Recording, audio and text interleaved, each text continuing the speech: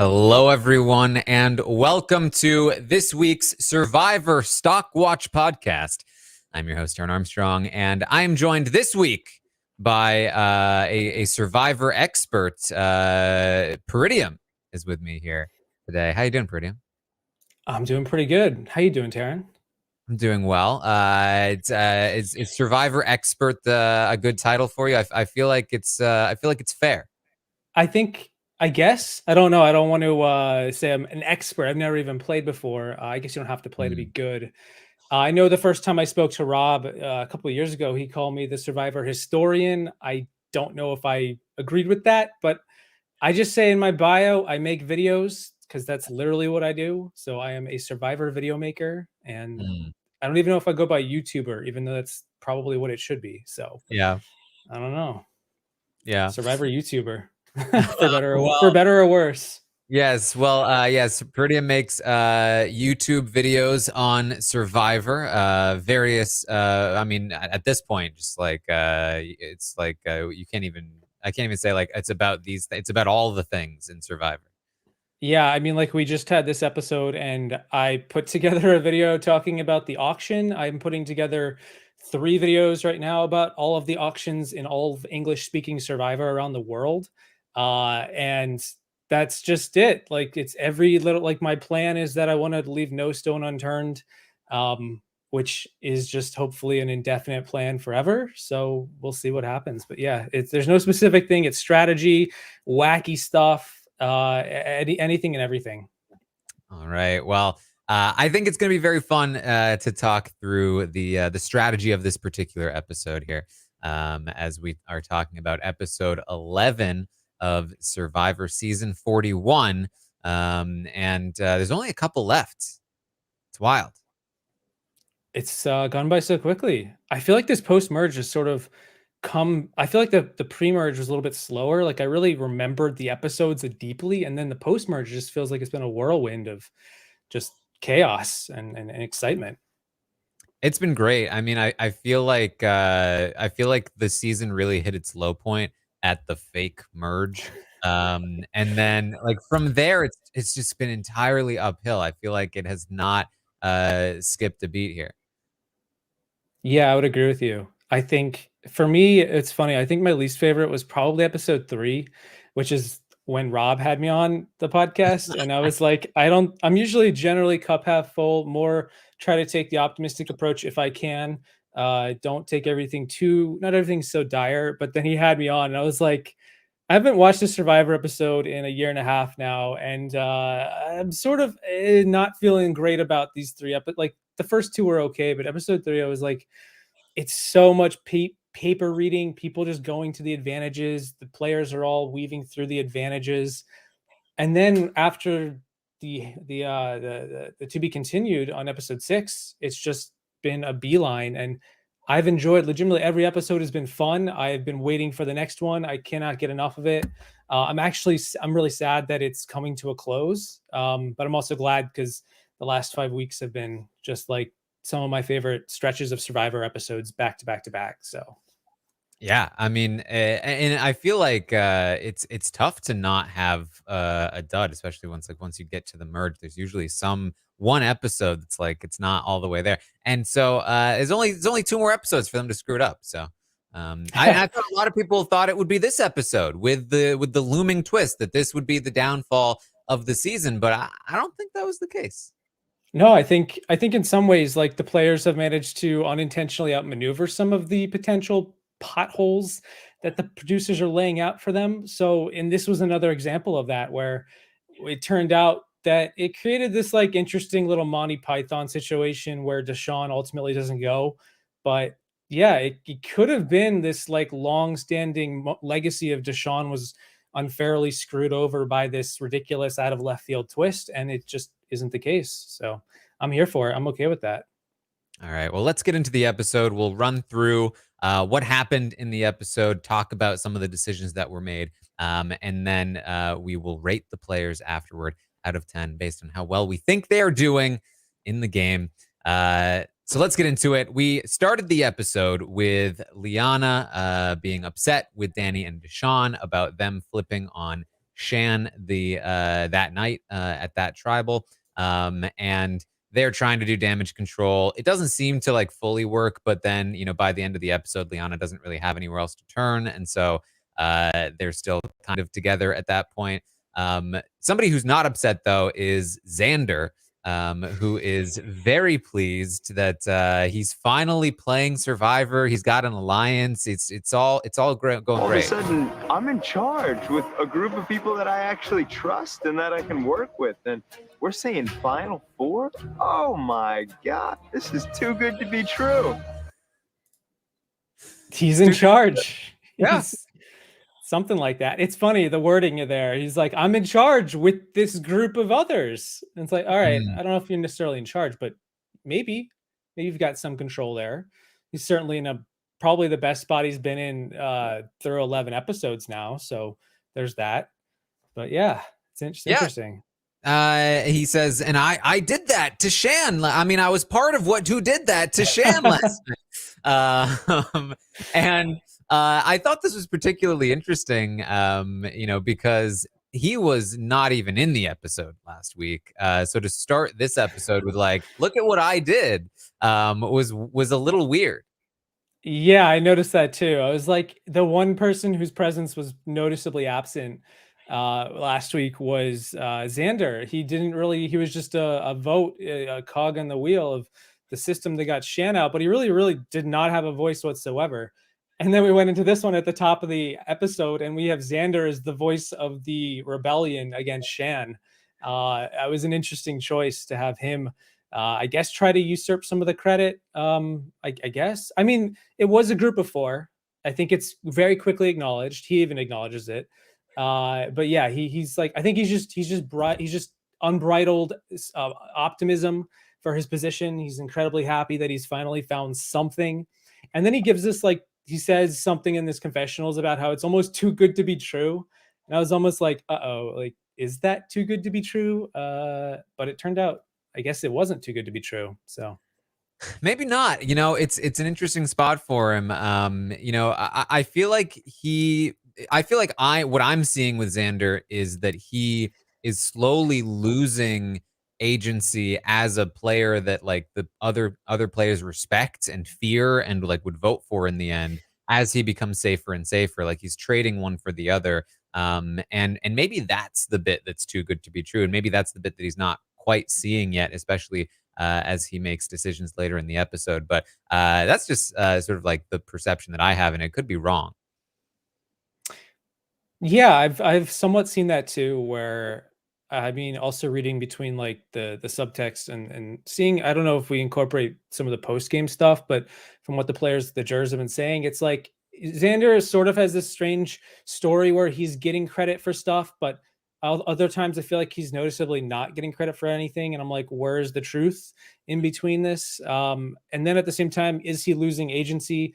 What is his threat level at this point in the game, going into the final 7, going into the final 6? And what is that going to mean for like, he does say later in the episode that his motivation to keep Ricard, who is clearly apparently the biggest threat at this point, is because Ricard is the first in line. And if he loses that shield, they're going to go for him next. And I'm like, oh, would they? I guess they would. I don't know. Like, he doesn't seem, I mean, he's got the idol, and I guess he had the extra vote. He doesn't have it now. So like, is he this looming threat that they will have to take care of after Ricard? I don't know if that's necessarily the case or not. Maybe it is. I don't know. I mean, for me, and I'm sure we'll talk about this more as we get to it, but like for me, if I'm Xander in that spot at 6 with an idol, I almost want people to be coming for me. I was saying the same thing. Yeah, Like, because you need that opposition, that combative, like, you can talk about that, how you had this onslaught of 5v1 or something, and you busted out the idol, or you did something, right? But if they're just ignoring you and you're like, guys, I've got this like superpower, and they're like, so what? Like, what are you gonna, okay, it's like turned into a pool noodle. They don't care about that. I guess it's not nearly as threatening. They just sort of took the power out of it by not caring about it. yeah. I don't know. Yeah. So Deshawn is also going to be a bit upset here.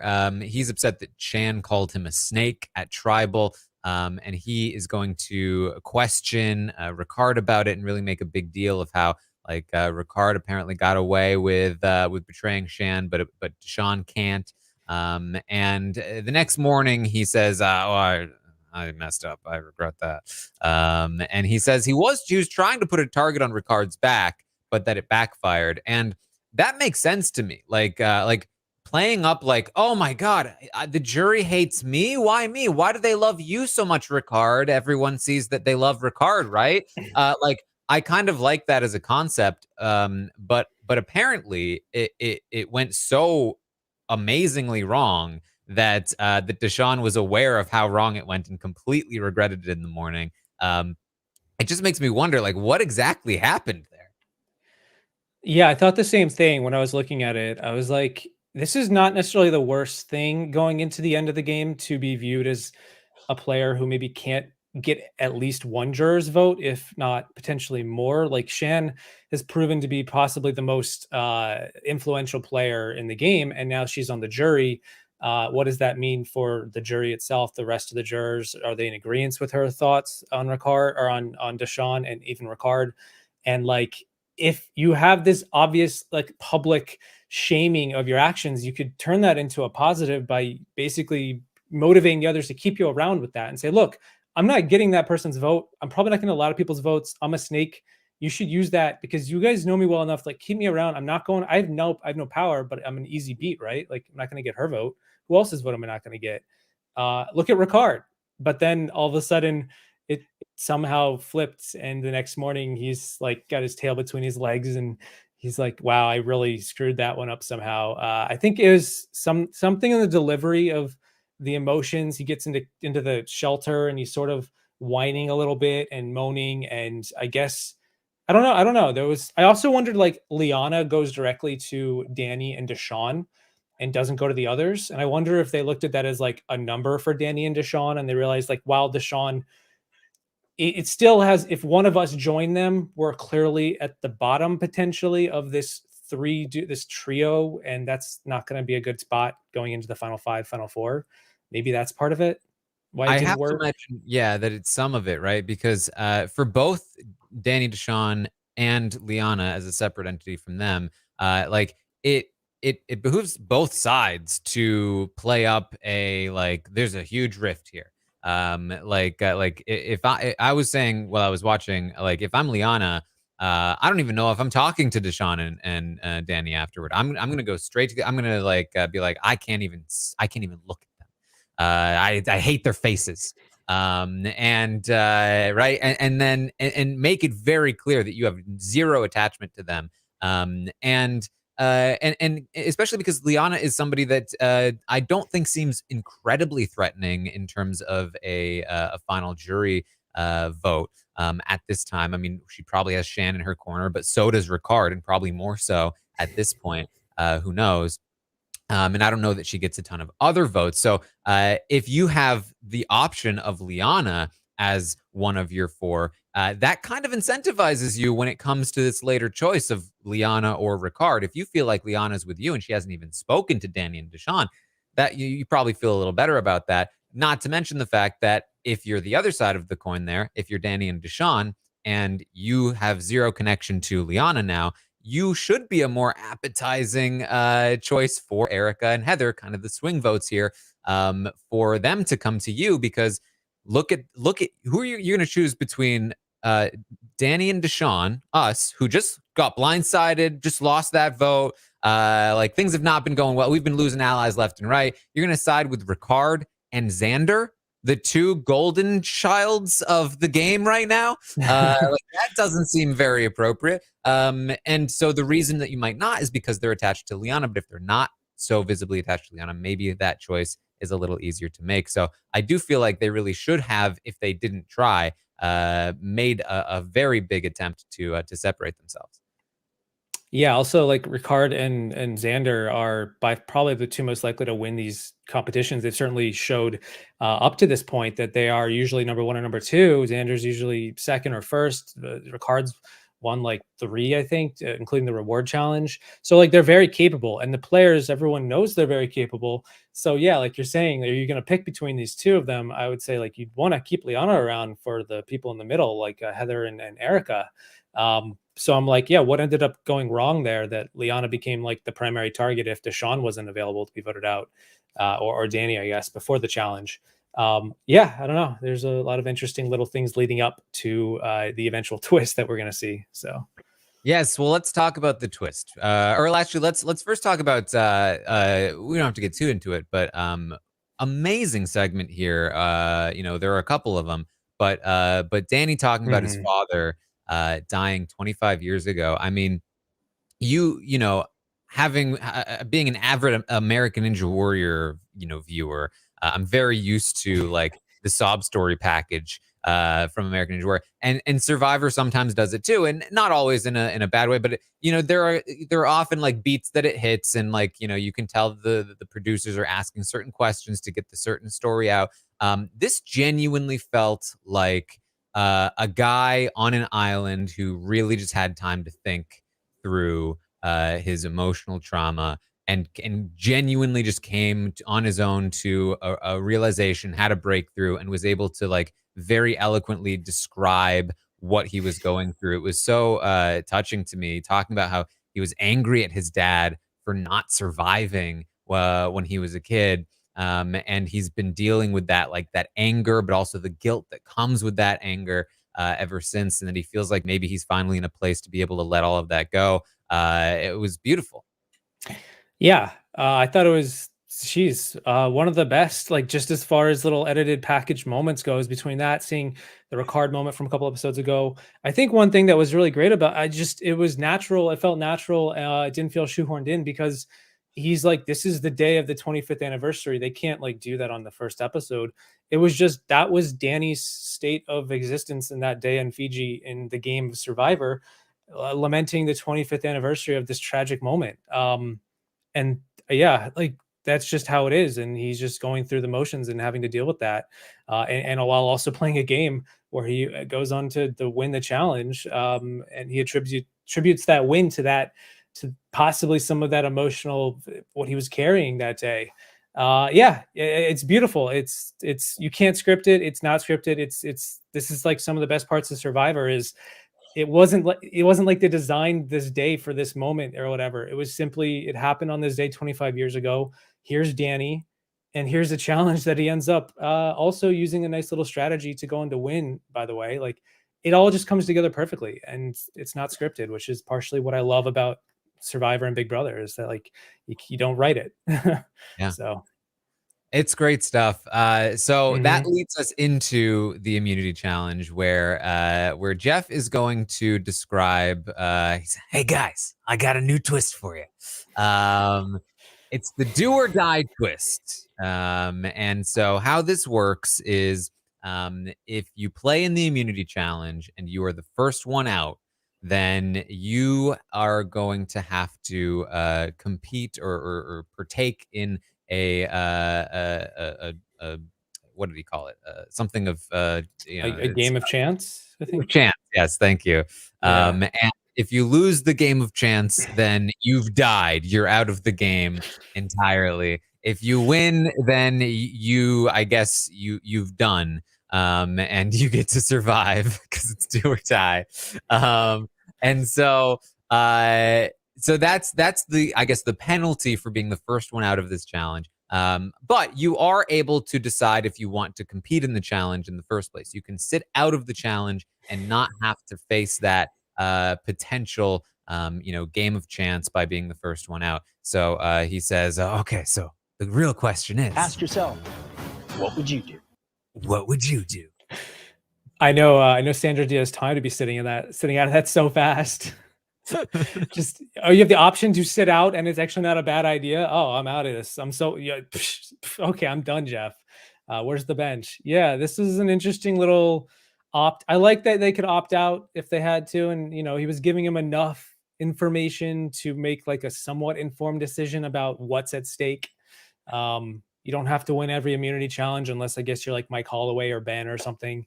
We didn't have any of those this episode, so you know, it created like an interesting dilemma with the 7 players. I was surprised more of them didn't sit out. I was as well. This is probably kind of a hot take for me. I teased this in the tweet that I just put out for the start of this podcast. Did you like Um, it? I kind of like this twist. I definitely don't hate it. Okay. And that's because I actually do feel like it's kind of cleverly designed in a specific way where it really does encourage the people who don't need it, the people who are in the majority, the people who are in power, to sit out of this challenge, and it encourages the people who do need it to play. And I think the key to all of it is first the choice, being able to choose whether or not you play, and then second, the fact that you are immune if you survive the game of chance. I also like that the game of chance is a Monty Hall problem, which we'll talk about later, which actually means that you have a 66% chance of surviving it rather than a 33% chance, which I think is also like a cool thing. Especially, it's like, oh, you get an advantage if you know this, this problem, this math thing. So, uh, I think the way that it works, and you, because you see this in Big Brother all the time, you sometimes see it in Survivor. They always try to introduce things that will like shake the game up and give an advantage to the minority players, and it almost always backfires. But I do think that this works. The incentives are in place for it to work well. And now I think that the biggest part about this is, you know, if the episode had ended on Deshawn drawing a skull or whatever, like that would have been lame. People wouldn't have liked that. And I definitely understand that. But in terms of what it does for game dynamics, it actually does help the people who are on the bottom. And it's not super unfair to the people who are in power. So I like that element of it. And I'm sure we'll get more into it as we continue to talk about it. Yeah, I thought about this too a lot. I think my gut reaction, like most twists, is to be like, how badly is this going to affect like the game and the episode and whatever. I'm so like, I don't know what you call it, but like watching Big Brother for so long, when all of a sudden they have some wacky announcer with the twist come up, I'm immediately like recoil and horror. Like, oh no, like how bad is the damage? How bad is the damage? And so that my initial reaction was like, I don't like what we're gonna get. I think for me, as I got through thinking about it after the episode, I warmed up on it a little bit. Like I was pretty cold at the end of the episode. And then as the night went on and into today, I'm like, okay, I agree. I think there's a little bit more to it that isn't super egregious. It's not that big of a deal. Certainly not as overreaction as I had initially. But I do kind of wish on some level that I don't know if this is going to work, but I would like it to like not eliminate a player from the game. I don't mind the whole dynamic, the Monty Hall problem, opting in and out of it, Jeff explaining what it is before they get to decide, and in the situation itself, sitting out in and out of a challenge like that could help or hurt people depending on their position in the game. It can expose things. I don't think that's necessarily any of that's bad. I just don't like players getting eliminated by like chance. I just don't. I like the vote, and so I'm like, if you take away the vote, that's my biggest caveat with any twist. Don't get rid of the voting, which is why I've never really been a big fan of the fire making, the Final Four fire making. I would hate to see this twist come up all the time or become a staple or, you know, see it next season. I just don't want it to eliminate the vote, which is what it would have done. I was like, maybe there's a way they could tweak it so that it does some other negative, there's some other ramification. Just let them still vote. That's all. I don't know what it would be. That's where I landed at the moment. So Yeah, I like I said, I think that's very fair. I think for me, I've always been somebody that's a lot more open to the randomness of these games personally. You know, I was somebody that always liked the final three HOH and Big Brother. That's part three, where it's more random and less skill oriented. And that's for me at least, because like there's so much chance, there's so much luck that goes into the game. Even with a vote, right? Even with all of the pieces in place, there's so much luck that kind of goes. It's almost like people can they can take the luck as long as it's is chased down with something else that's hidden. Like you're taking your medicine with a big flavor of something else, so you don't You don't taste it. And when they present you with, no, this is straight up luck, we're literally gonna flip a coin or draw straws or something, you're like, no, even though there's so much luck and everything else, it's like, nah, that is, you can't show, I don't want to know it's luck. I don't want to see the food get made here. So I think there's an element of that I am like if it's luck, I'm fine with it.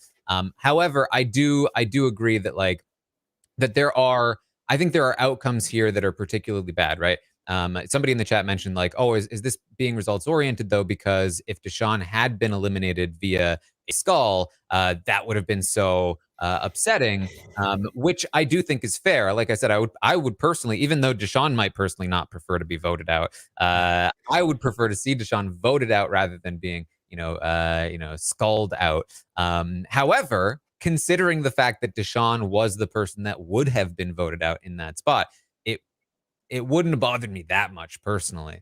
I was thinking, I was talking to my wife before we went through the scenarios, and I was like, I actually think Deshawn doing this was the best case for him, because I think he probably is the one who gets voted out over Liana. If I mean, assuming him not having knowing this do or die thing changes the before the lead up to the tribal, maybe that changes his strategy. Maybe something changes knowing he doesn't have this do or die challenge ahead of him. But either way, I'm like, this likely led to Deshawn surviving, even though it was supposed to be like this, oh my gosh, poor Deshawn. It's like the first thing we see when they get back to the beach is Deshawn rejoicing with Danny, being like, I mean, I probably have a decent chance of getting immunity, much better than I would have just straight up not having the votes, getting voted out 4-3 or whatever, or 5-3, knowing Xander has his extra vote. So, which is what would have ended up probably happening. So that's an interesting way of flipping it on its head, where you initially would be annoyed at this because it could have cost Deshawn, but it actually probably saved him more than anything. So yeah, and and this is what I mean when there's luck involved, right? Like somebody like Danny could have easily gone home or been voted out in this episode as well, right?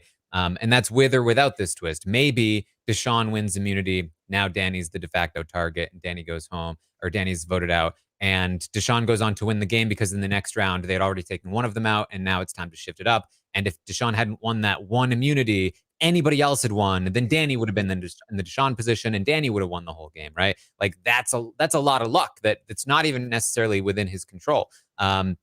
So for me, what this twist actually does is it kind of actually shifts the luck into the favor of the people on the bottom. Because what it does, if you're Deshawn, and this is why I absolutely think that Deshawn made the right call in playing for immunity here. If you're Deshawn in a normal an elimination cycle, you have essentially a 1 in 7 chance of winning immunity. Maybe a little bit higher. But Deshawn hasn't won any, but maybe a little bit higher. And then if he doesn't win immunity, he has no idol. If he knows they're all planning to vote him out and there's nothing that's going to change that, it's all happening the same day, then that's it. He's out. 1 in 7. Maybe he gets to use the shot in the dark. That's a 1 in 6. So he's got a 1 in 7 and a 1 in 6. But with this twist, the do or die twist, right out of the gate, it encourages people to sit out of the immunity challenge. Even more so than actually did, but right away, 2 people sat out of the immunity challenge. Now it's a 1 in 5 chance at immunity. And it should have been even better. And if he wins immunity, which he has a better chance at now, he's fully safe. That's great. If he doesn't win, but he doesn't go out first, then no harm, no foul. Nothing would have changed if he had lost anyway, except he now has somebody else went out first, right? And there might not even be a vote because that person might end up leaving. So all he has to do is not be first and hope that person loses. I think you can assume it's a 50-50 chance. Now we know it's a 66-33 chance. But now if that person loses, he's safe, and that's great for him. Or he's out first and he has the 66% chance to stay if he plays the Monty Hall problem correctly. And so he gets all of these additional opportunities to be safe with this twist, being somebody that knows they're on the bottom. And it also helps even somebody like Danny because it provides more options for multiple people on the bottom to be safe, which is exactly what happened, right? So again, that's kind of why I like this, even though it does kind of put like a foul taste in your mouth with the possibility of what it could be, right? Like if Ricard had dropped out first and then he lost the thing, like that would have been really painful. And you could maybe say like, why did he play? And I would have been like, he should not have played in that immunity, and I still don't think he should have. But it still would have sucked, right? And that's kind of the danger of this.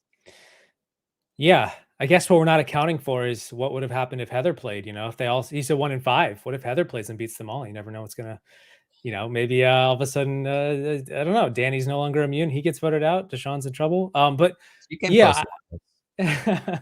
I think that's a good argument to be made. There's a lot going on with this one single twist that you can't be said for some other twists this season. And I think on the outset, it definitely looks worse than it is in practice. I just am like, I do kind of wish there was some other way to tweak it to somehow.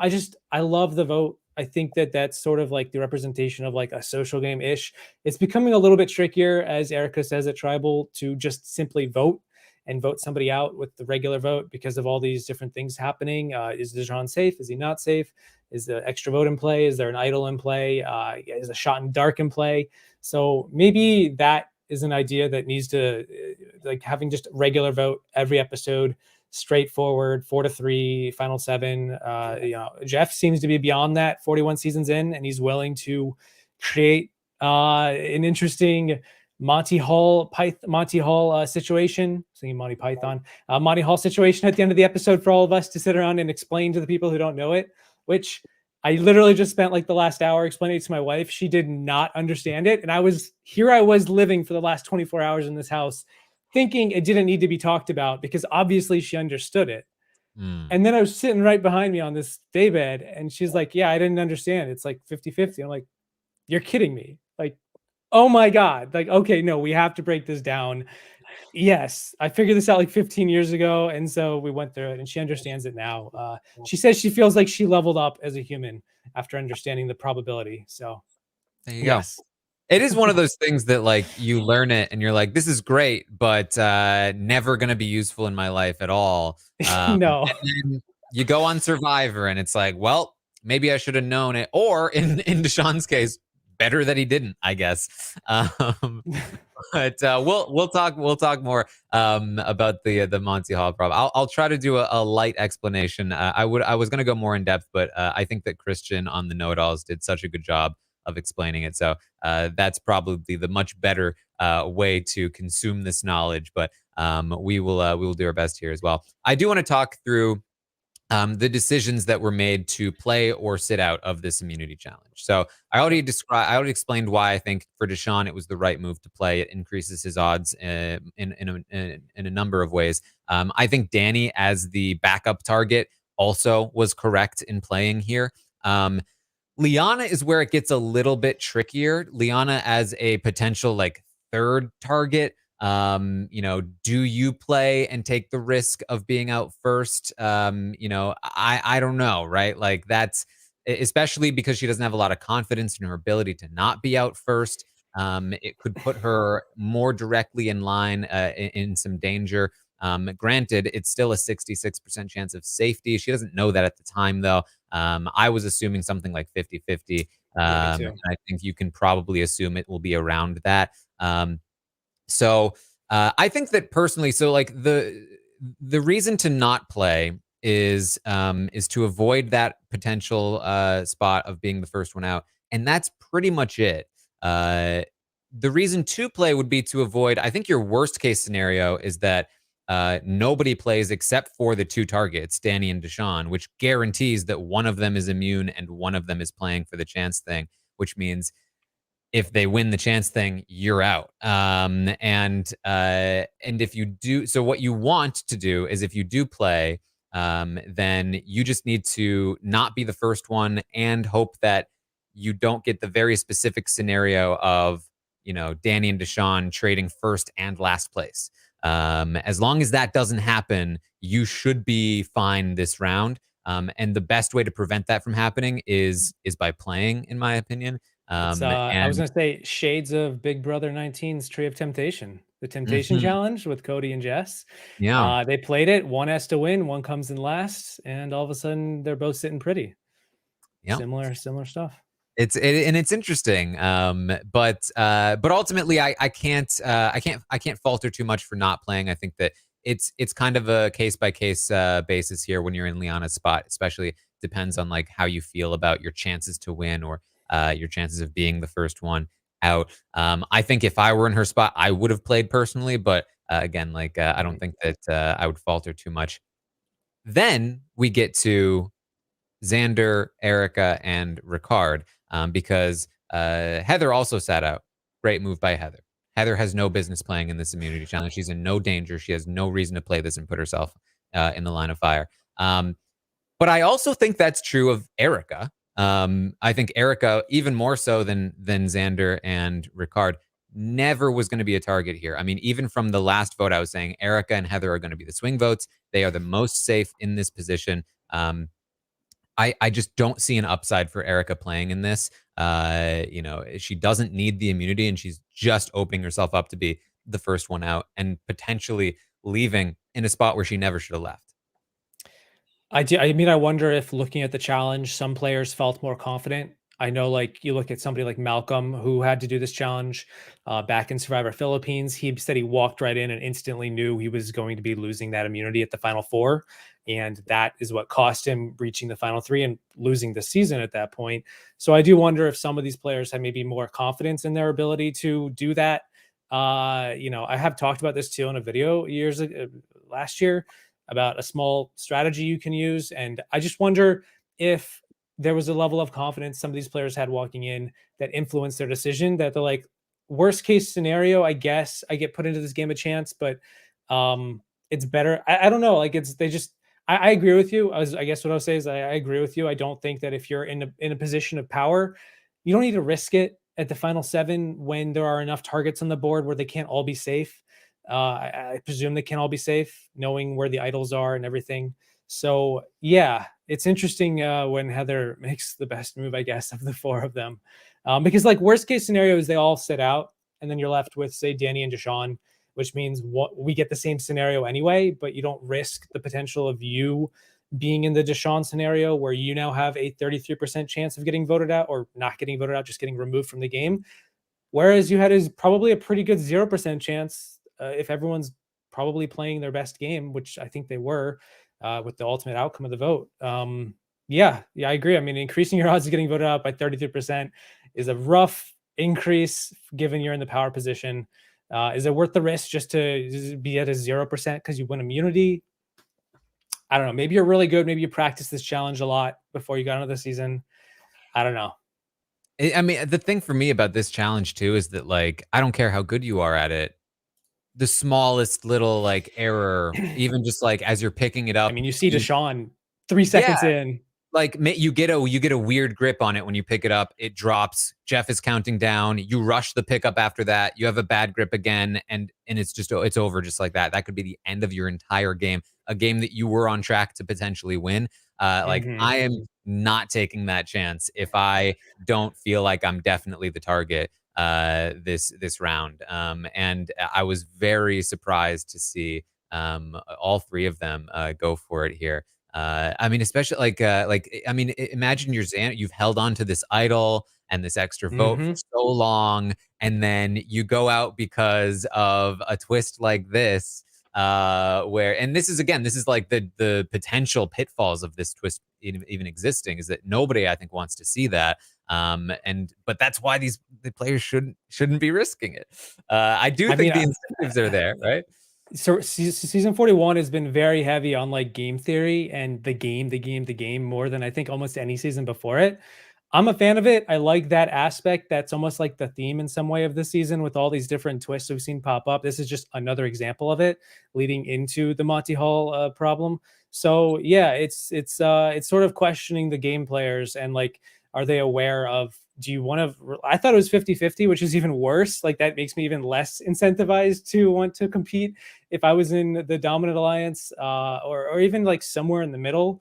If I immediately thought this is a 50-50, probably like coin flip. We've seen the coin flip before. So I don't want to increase my odds of getting taken out of the game by 50% just like that. For what? Like, because a marble rolled off piece of wood. That's there's too much on the line. Unless of course you're in Deshawn or Danny's case where you're likely the next one voted out anyway. You might as well throw a Hail Mary. But I don't know. I just feel like I think you just have to eat the cost here, which is we'll just let Danny and Deshawn take first and last. One of them will be Right. immune. Maybe we'll get lucky and the person who's not immune will be out anyway, and it won't make a difference at all. If not, worst case scenario, backup option, it's Liana. I think that's the play there. This is the difference between results-based analysis and like judging the players before the results show up. You know, like it worked out in the end, but maybe not. They didn't do it the right way, or they didn't do it the optimal way, and that's the difference between. Anyway. There's a lot. There's a lot of that in this episode. Oh my gosh, a ton. Yeah. So Deshawn goes out immediately, and I do not think he did this on purpose. He looked very upset in the moment, and I think it's only until later that he realizes, oh, wait a minute, this is actually kind of a good thing. And then Danny ends up winning, which is huge for the both of them, right? Like this is the only scenario where they both survive. They would not have both survived if not for this twist. Danny with the underhand grip here, I think definitely the right call on this challenge. I would agree. That's what Amanda Kimmel did when she won. She beat Serene Parvati in Micronesia. I did just go back and look. They've done this challenge 2 other times. They did it in Philippines. Everyone did it overhand. Just everyone was on the same page. And then they did it also in Ghost Island. Also, everyone did it overhand. But yeah, underhand worked. He did it the first 2 rounds over, then the last round under. If the last round's, I think, an endurance comp, that's probably the better way to do it. It's what worked the first time. So yeah, good for Danny. I was really happy between the setup with the first scene leading into the challenge and then him winning. It was probably the best episode for Danny of the entire season. So definitely, yeah. Great stuff. And it's a huge win for, like, he has an emotional sort of response to it, you know, after everything that he's been thinking about already that day. And also huge because given the outcome of the do or die twist, I do think that Danny would have been out had he not won this. Definitely a big win here. After the immunity challenge, Deshawn says, hey, at least you can't vote me out. It's one way or the other. I'm not getting voted out tonight. And he realizes things have kind of worked out here. And they ultimately decide that they want to try and pitch for Ricard to go. That's going to be their plan. They're going to try and flip people to go after Ricard. Now, what interested me about this decision is that, first of all, as we already talked about, they don't seem to be concerned about Xander still. Xander with an idol, with an extra vote.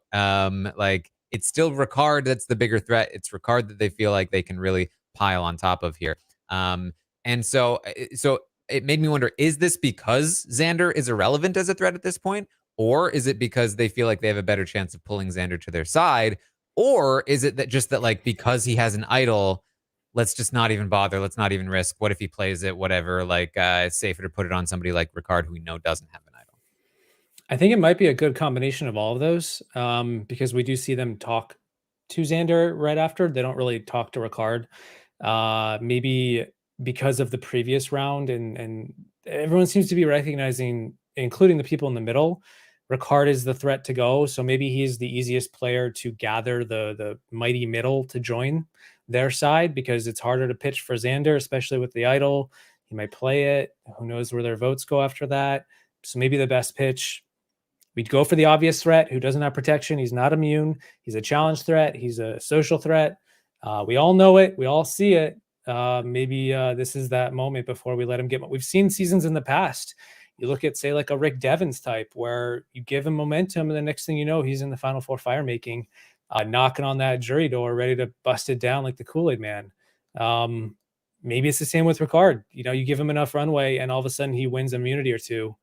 And you just don't have the votes. You never know. So, yeah, I'm surprised they didn't go for Xander whatsoever. He doesn't seem to ever be talked about as like a serious target, despite having all the. It's kind of reminded me of Dean a little bit from Island of the Idols 2 seasons ago. Like, he's got all these trinkets, and then Tommy's like, yeah, but who cares? Like, Yeah. so what? What did you do? Nobody cares, dude. Anyway, I don't know. Yeah, it's interesting. I do think that there's a decent argument. Obviously, the argument to take out Ricard is that, hey, he's a big threat. He's going to win this game if you let him. But I think there's a more immediate threat in Xander having that idol and that extra vote. Like, hey, this is our opportunity to take out Xander and that idol. If you leave him in the game, it is going to be the final 6. He's going to have 2 more rounds to play that thing, and who knows who it's going to bounce off onto, right? Like, who knows who's gonna die for that idol, right? Nobody knows. That's a dangerous thing to have, especially when he knows that there's no more time to play it afterward. Plus, you know, that all but guarantees that Xander's at least making fire. If you leave him in this round, you want to be making fire against Xander at 4. Like, take out Xander now. And then, like, let's see where we go from there. Maybe we take out Ricard later. I don't know, but I do think there's a good pitch there. I also wonder if, on some level, like, Xander wants to keep Ricard around to eventually take Ricard out as his own move. And I do wonder why they don't want to flush the idol, because they could have. He clearly isn't playing it, but he also seems to know he's not being targeted, or there was no suspense as to whether he was getting the votes, whether he should play the idol. Clearly, he shouldn't have. Yeah, you're opening up a slot for him now. He's got the best short-term safety. He's definitely in the finale, unless of course something crazy happens with his idol. I doubt it. He's in the finale. He's in the final 5 because he's going to play his idol at the final 6 at the worst, or worse than that, because idols are good at final 5. He might win the immunity next episode because he's very capable. He was second place this round. He's won it before. Now he's in the final 4. Again, barring any crazy hijinks, he's in the final 4. And at that point, you can't even vote him out. Numbers don't really matter that much. So I have to think that I honestly, my theory is they don't view him as much of a jury threat as other. I think there's a hierarchy. I don't think Xander's in like the top 3 is my guess. Well, we do see that Erica is also going to consider taking the shot at Ricard. Now, I don't know if this was prompted by a pitch from either Danny or Deshawn, or if she was thinking about this separately, that maybe she wanted to make this move. I assume that she knew that she could make the move because she knew that the others, Danny and Deshawn, were on board with it. But this is the big sort of misdirection of the episode that will Erica flip. I noticed on the rewatch that she never actually says she wants to do this.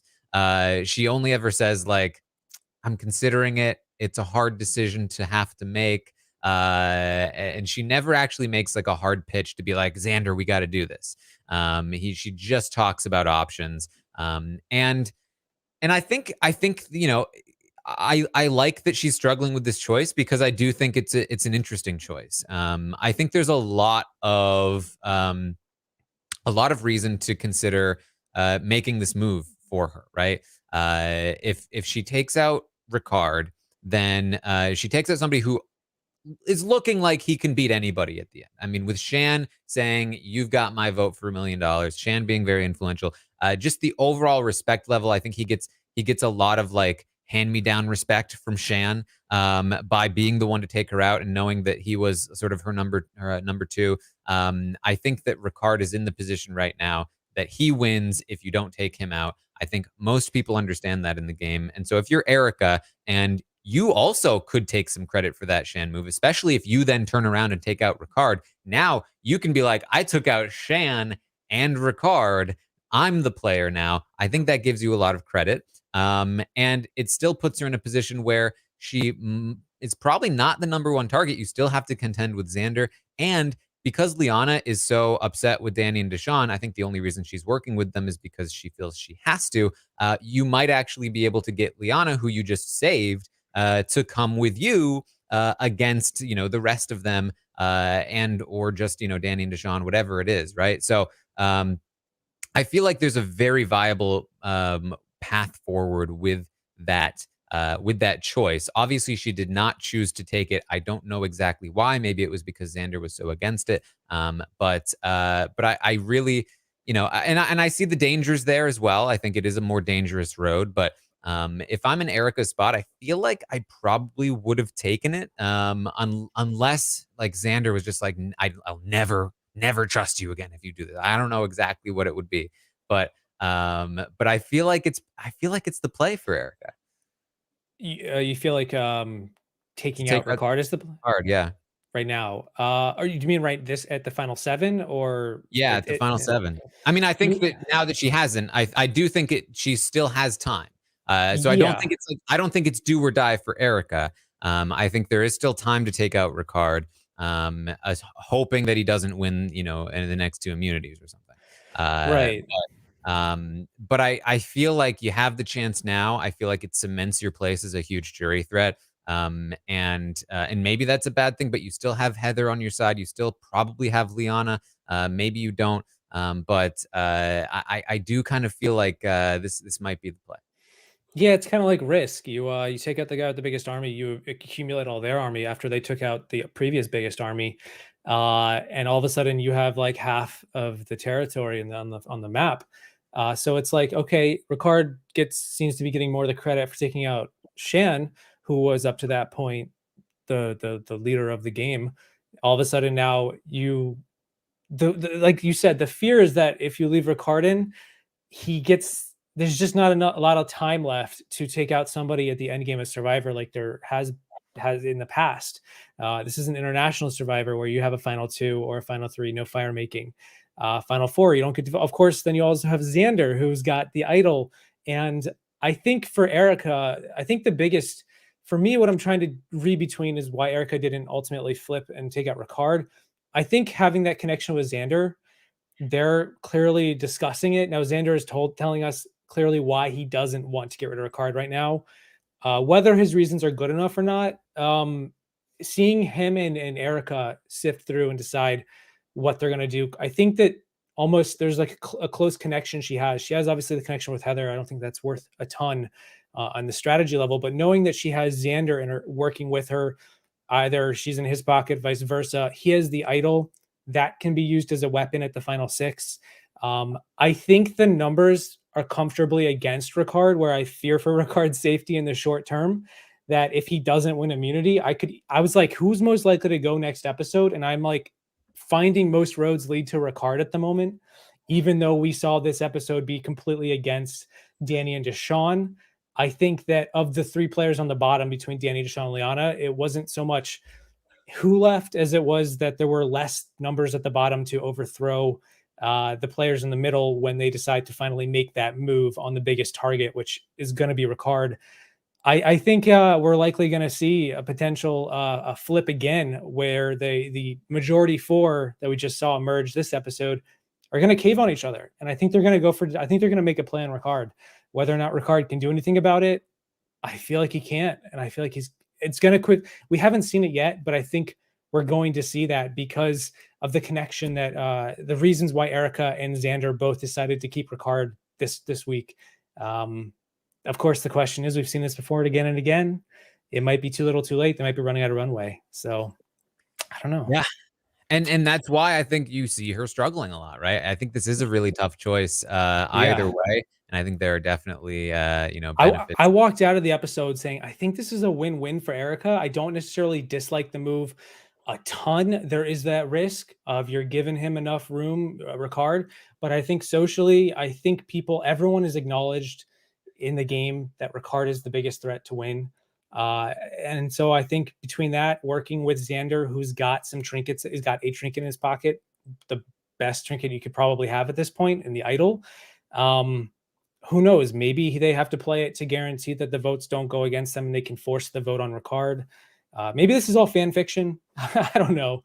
But I think from what we saw, I felt good enough from the decision that Erica made, and also by proxy Xander, that this was an okay decision for her. I think she's probably in the best spot of the 6 people going into the final 6. So, but we'll talk about that later. I mean, that's how I felt last week. I do think that this was, ultimately a kind of a rough outcome for her in terms of, Danny and Deshawn both being immune, right? Like having to take out Liana here was definitely not optimal. Because Liana is probably one of the easier people to beat in the end. Maybe that has fallen onto Deshawn now. We can talk about that, but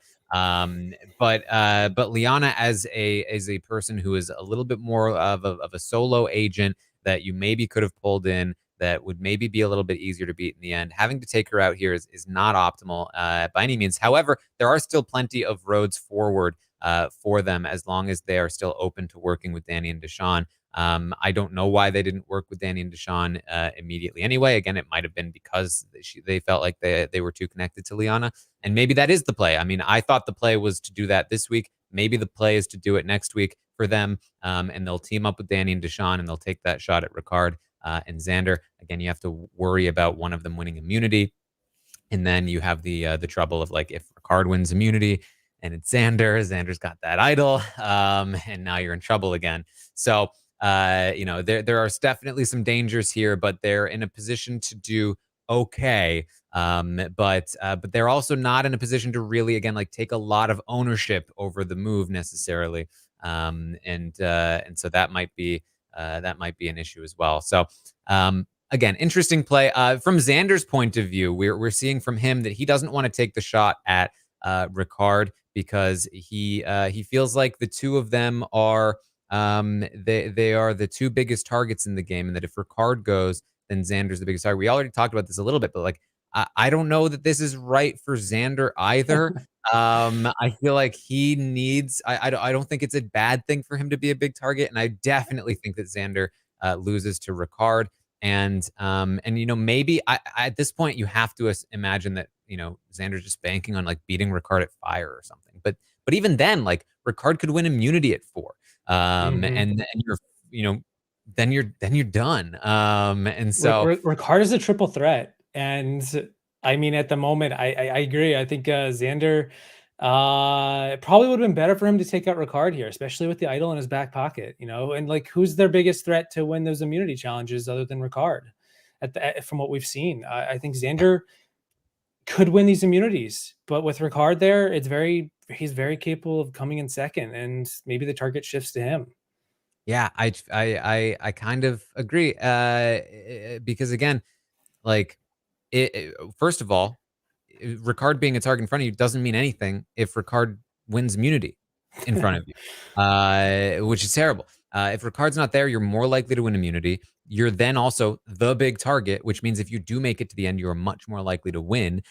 You only have to survive 2 votes before fire, one of which you have an idol for, which means you just have to win 1 immunity, play an idol, win fire. And at fire, you have 2 opportunities. You have fire and the immunity challenge. So you have 2 opportunities to survive there. And again, without Ricard there to have to contend with, you're much more likely to win those. So I kind of feel like that is the play here for Xander, especially because even if he does manage to take out Ricard toward the end here, is it going to be enough at that point? Is it going to be his move? Whose move is it going to be to take out Ricard at 5 or at 4? Who's going to be facing Ricard at 5 or whatever it is? And is Xander just going to be the guy that was kind of sitting behind Ricard the whole time? And is he going to get enough credit for that? I think that these, again, ultimately, I don't think, like, I'd feel strongly enough to be like, what a mistake. But because I do think it's a close call, but I do think it's another one of these situations where I feel like I would have probably leaned in the other direction here. I can agree with that. I think time will tell, and maybe it'll be more results based in the end of the day, whether this was a mistake, a missed opportunity. I appreciated the discussion that Erica and Xander had, though, debating it. Erica spent a while. She had several times talking to us, the audience, going over what she was thinking and why. And, she's like, I have to own whatever I choose to do, but this is those crossroads that can make or break your game. It all comes down to, like, a single vote. And interestingly, like, we can talk about it when we get to it, but, like, Xander uses the extra vote to protect Ricard, essentially. Oh, we'll talk about that. So anyway, yeah, we'll get to it. But I agree. I think slight shades. I'm okay with it between the two of them, but I'm like, if they don't vote Ricard out or make a move on Ricard next episode at the final 6, assuming he's not immune, I'm going to be very concerned and questioning what's going on, what their plan is. Slightly disappointed. It's very satisfying to see players make moves that you think are optimal from our armchair analysis, but we'll see. Yeah. I realized that I forgot a clip from the immunity challenge, which I really enjoyed. It was Hi, Dad. Well, thanks for another good morning, Eric. Good morning. Wow, Heather too.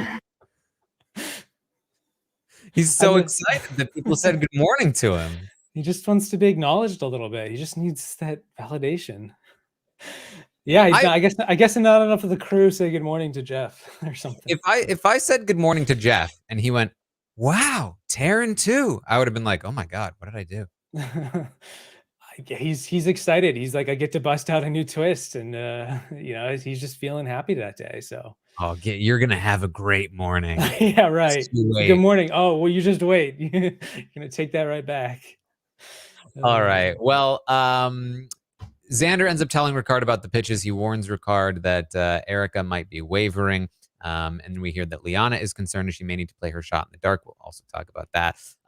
We get to Tribal, and another incredible segment here. Deshawn sort of opens it up with sort of expressing the difficulty that he had voting Shan out last round.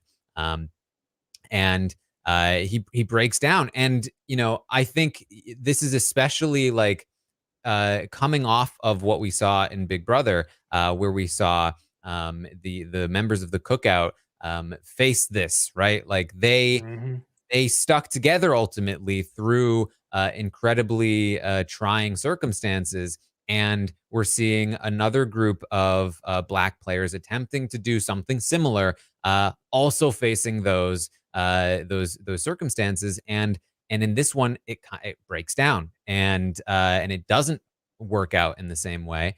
And the weight of that is crushing Deshawn.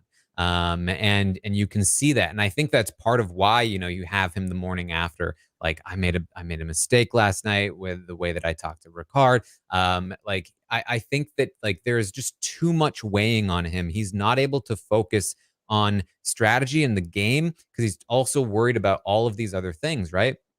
So all that's weighing him down. Shan is staring daggers from the jury. But when he starts to break down, it does seem like she's kind of like, okay, I understand what he's going, even though I'm still mad. I understand. And then Liana starts talking about being Black wherever she goes. Like she can't escape this either. And this is she's helping explain sort of like what he's going through with her own story. And it's so well said.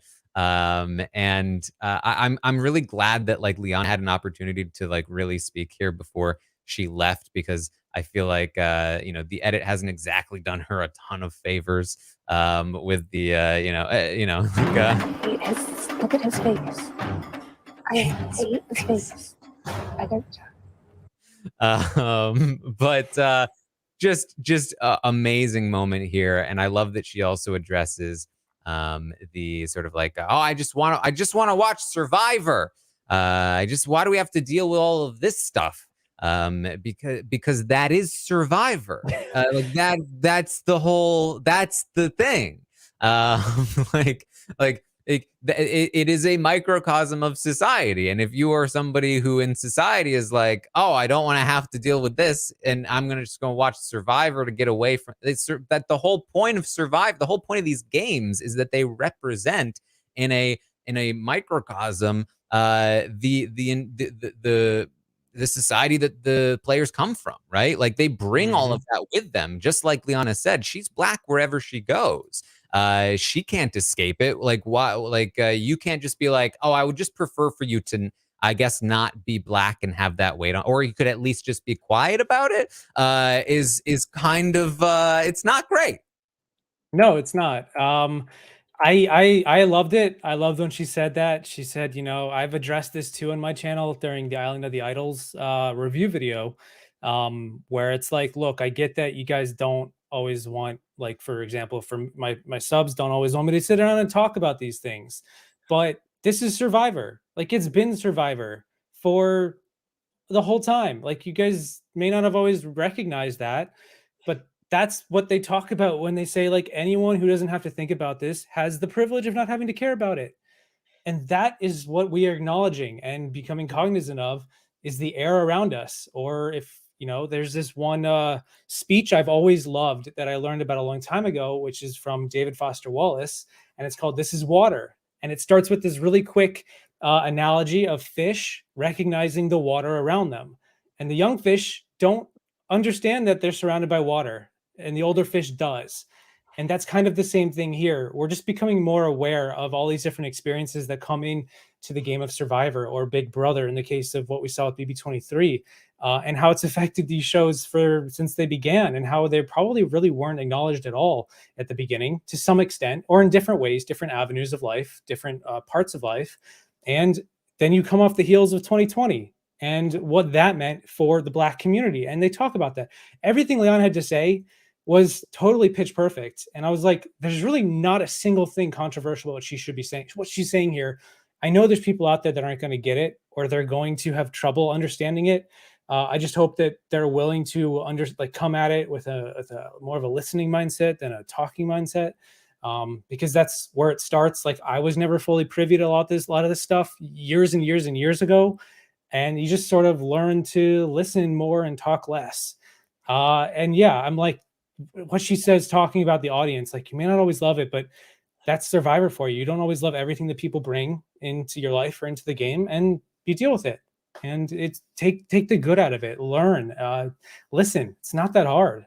But yeah, I loved it. I loved, and what you said, like, Liana has had quite a tumultuous story arc from the beginning of this season. It's interesting. It ends with Xander double voting to get her out. After she says, like, I hit his face. It's been fun to listen to her postseason and explain the steps that got her to that point, because it makes sense. We just didn't see all of it in the edit, or it wasn't as fleshed out. But it was nice to like have this full circle, and it wasn't the best outcome for Liana. She didn't win. She didn't get to that final three. I thought she could have been for a long time, like somebody who made it to the final three, but it didn't happen. But altogether, it was a good narrative, and she ended it with like one of my favorite moments of the season.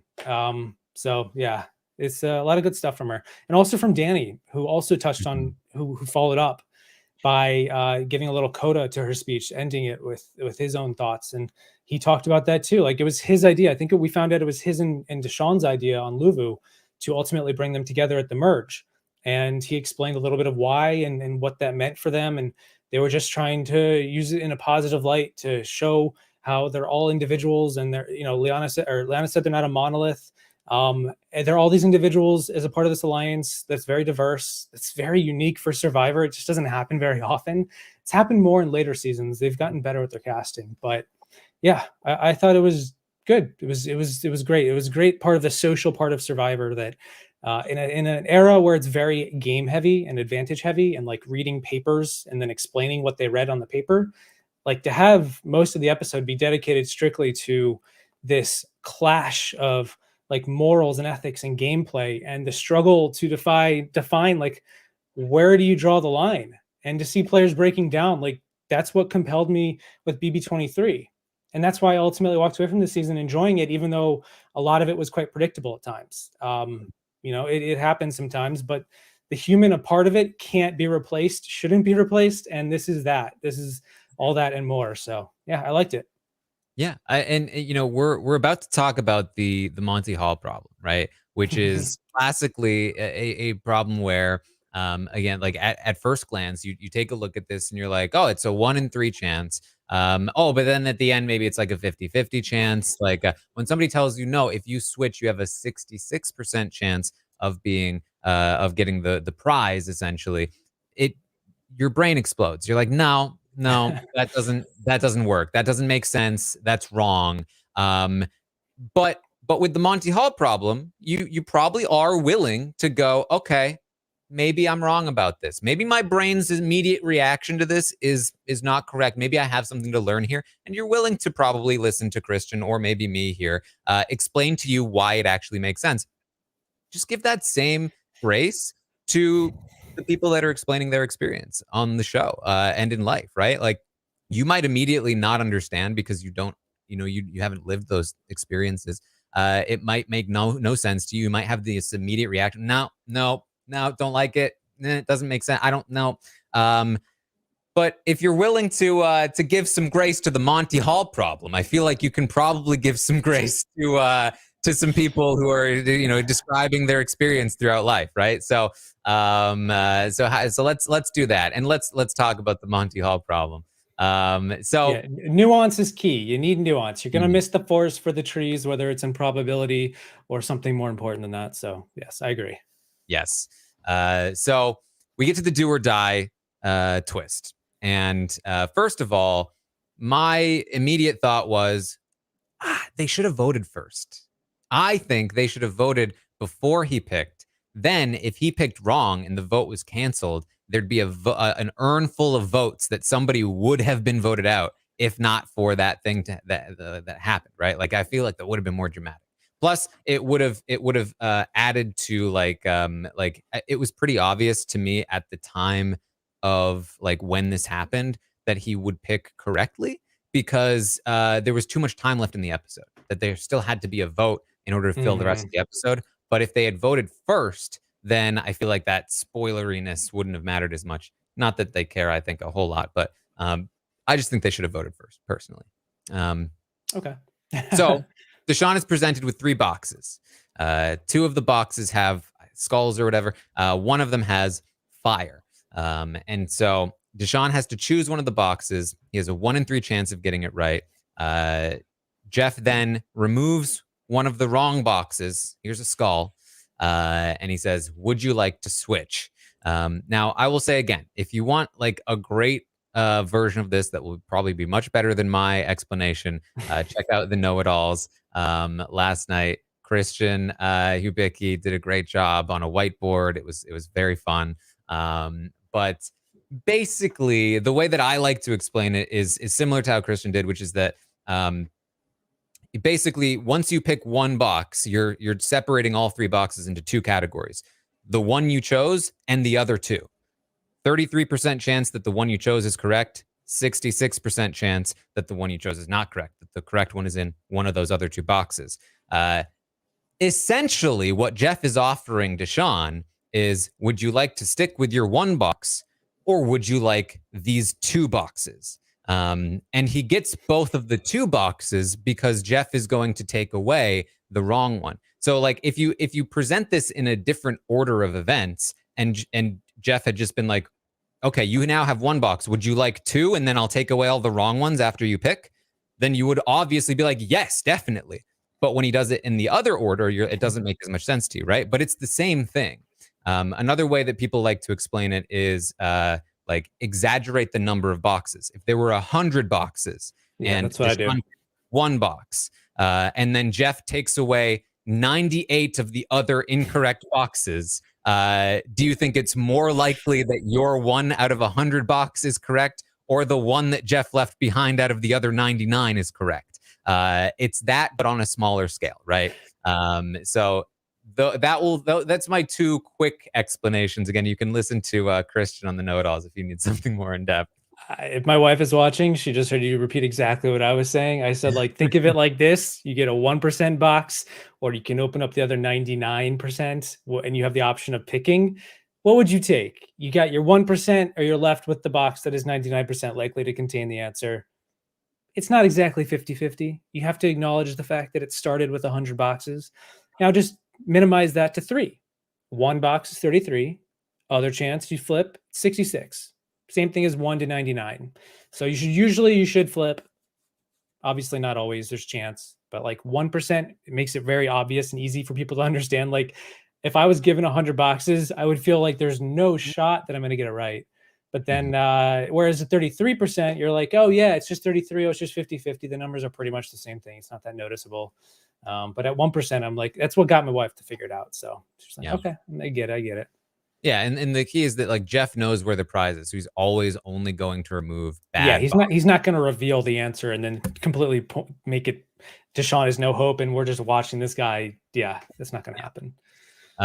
So ultimately, though, Deshawn chooses not to switch. So this is, I think, what really makes it difficult for this to be the example of explaining the Monty Hall problem, is that he did the wrong thing and it had the right outcome, right? Like it had the good outcome. But that's just, that's just probability, right? Like 33% is still not terrible in terms of like outcomes. So you plenty of times you can pick correctly and have screwed yourself over. And I think there's also that element of it as well, where it's like, once you've picked, it's like, that was a fair, 1 in 3 chance, that was a fair pick. Once you switch away from that, you're going to feel so much worse about it if you don't understand the Monty Hall problem. That like, you had the right one and then you changed. Why did you do that? I think there's that element of it as well that kind of prevents you from fully like comprehending. Also, like, yeah, you kind of have this attachment to the one that you picked. Something led you to that one first, and now you're gonna abandon that for what? Like, if you don't know about the Monty Hall thing, it's certainly not going to feel like it's a worthwhile pick to switch. Something led you to that first one. It was his gut. He says it was his gut that made him pick that box, and so he's just going to stick with it. There's not much skill involved, but that's the difference with the Monty Hall problem, is that it adds an element of like, if you understand the probabilities, flipping is always the better option. If you're given between two choices, 66 or 33, you're going to double your odds if you're given the chance. So like, if this was Christian, he'd probably be he'd be sitting in 7th. Oh wait, he already did get voted out in 7th place, but nonetheless, he would be there. He wouldn't be in the game if this was his season. So.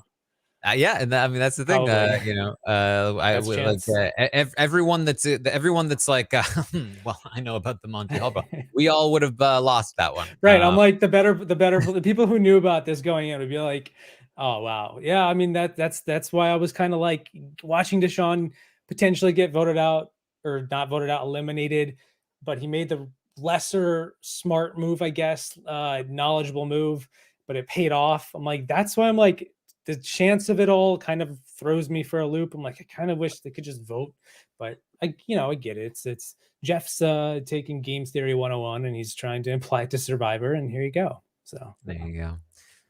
So the vote comes through, and it's 5-3. Liana is voted out over Ricard. And I was very confused. I was like, all because I watched it live on Twitch. The entire stream, I was talking about how it was the final 7 and next round was the final 6. And there was a moment there where I was like, oh my God, the final 8? Long all time, and we've been at the final 8 this whole time. I feel like an idiot. No, it's because out of seemingly nowhere, Xander played his extra vote to get 5 votes onto Liana, and I don't like this. I don't like this at all. I just don't see almost any scenario where this is worth it. Because in my eyes, I think the key assumption you have to make here, in order for this to like really not make sense, is if Erica is going to flip against Xander and Ricard and go with Liana, Deshawn, and Danny and vote out Liana, or vote out Ricard, then, if she did that alone, then it would be a 4-3 vote, and Xander's extra vote would tie it up. And maybe, depending on how the extra vote works, he'd maybe be able to pull something off from that point forward. But the key assumption here that I'm making, that I'm pretty sure is really fair, is that I think there's almost zero chance that Erica makes this play without Heather. That if she's going to flip, Heather's going with her. It makes no sense for her to flip without Heather. She doesn't need to distinguish herself from Heather in the jury's eyes and make a move without Heather being aware of it or anything like that. The last thing she wants to do is piss Heather off or make Heather not trust her for any reason. The amount of benefit she gets of voting Ricard out are completely negated, tenfold if she loses Heather, because she needs Heather in this game. It just doesn't make any sense that she would do that. And with that in mind, if Erica flips with Heather, that would be 5 votes to 2. Xander can play his extra vote all he wants. It wouldn't make a difference. It would be a 5-3 vote in the other direction, and he still loses the vote in a vote that he's not even in danger for. So for me, there's no scenario where this matters, no likely scenario, no like reasonable scenario where this matters at all. And I think there are plenty of reasonable scenarios at the final 6 where it could matter. If Xander wants to team up with Danny and Deshawn, or Erica and Heather, either one of those pairs, he has options. He can choose a pair, use his extra vote, and win the day. Easy. 4-3 vote with his extra vote if he works with a pair. He doesn't need any more than just 2 players to work with him to win a vote at the final 6. It also makes it basically impossible for players to split votes on him at the final 6 if they wanted to flush his idol. If they're splitting votes on him and one other person, then him and that person can vote plus the extra vote, and just like that, you can't split votes on Xander. So it's very valuable for him to have here going into the final 6. There's almost no reason to use it, even if you do think that for some reason Erica flips on her own. Who cares? It's not that big of a deal. We just explained why we think it might actually be beneficial for him for Ricard to be gone. But that's really not even a reasonable scenario in the first place. So I just really didn't like this. Yeah, I thought about this too.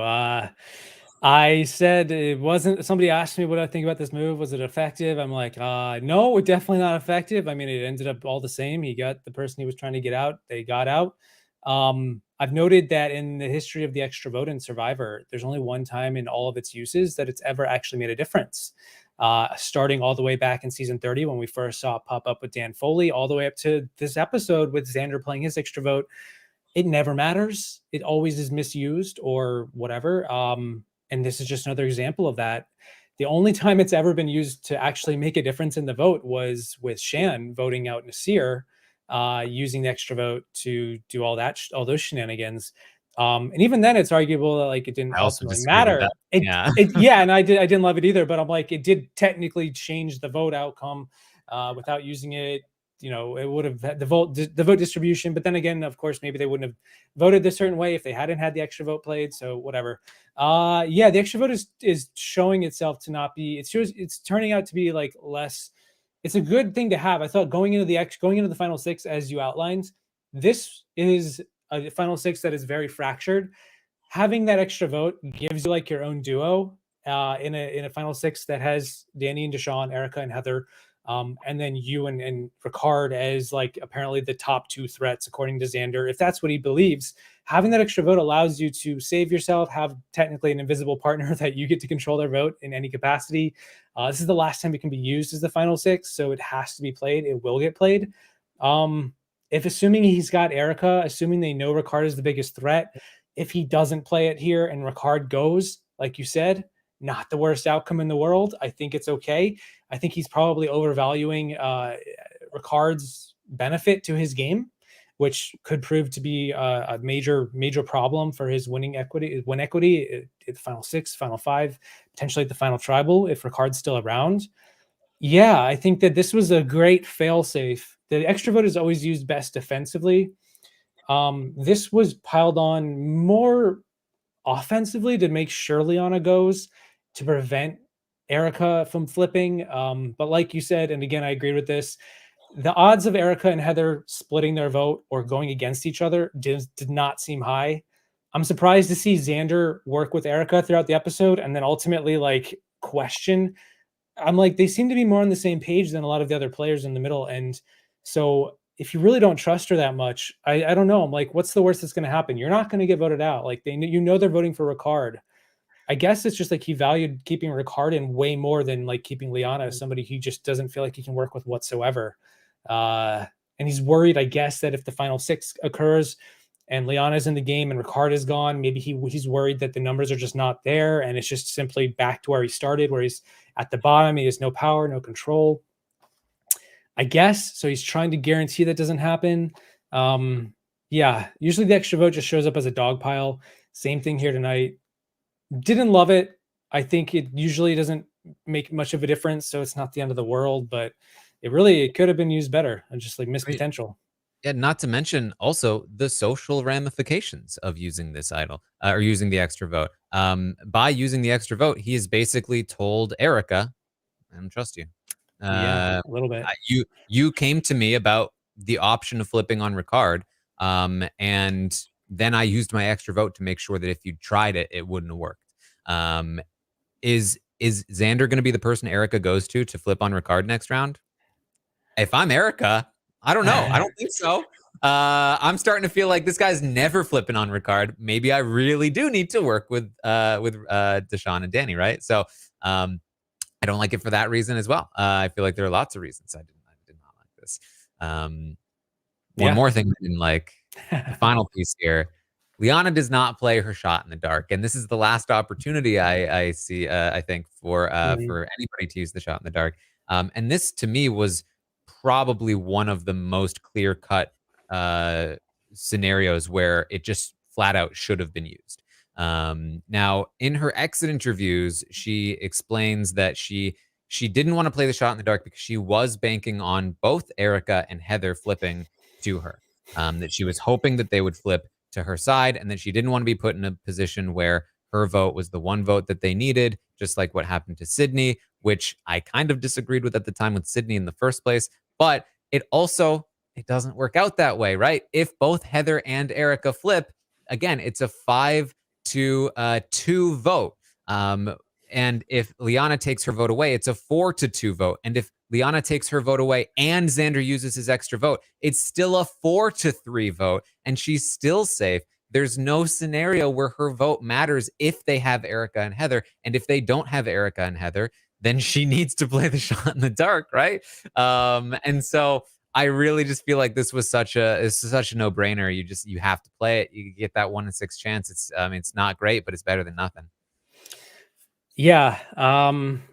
I wonder how the producers are feeling about the shot in the dark. I think it's probably passive enough that they'll keep it. I know it's probably going to be over 42. I do wonder if like it not being used at all, except for that one time with Sydney. It's tough to. I understand the dilemma in a game where you don't always know what's going to happen. She did say she talked to Erica before Tribal, and Erica said, "Yes, I was going with you." And she sort of understood like voting out Ricard seemed to be the smartest move. We see Deshawn say anyone with a brain is going to vote out Ricard tonight.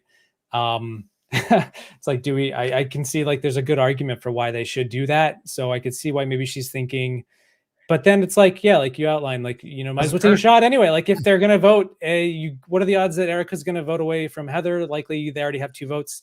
They're both going to vote the same direction, presumably. I guess I would assume so. They've been voting in lockstep the whole way since they could vote. So what's the change now? You think they're going to vote for you, put 2 votes on you, put 2 votes on Ricard.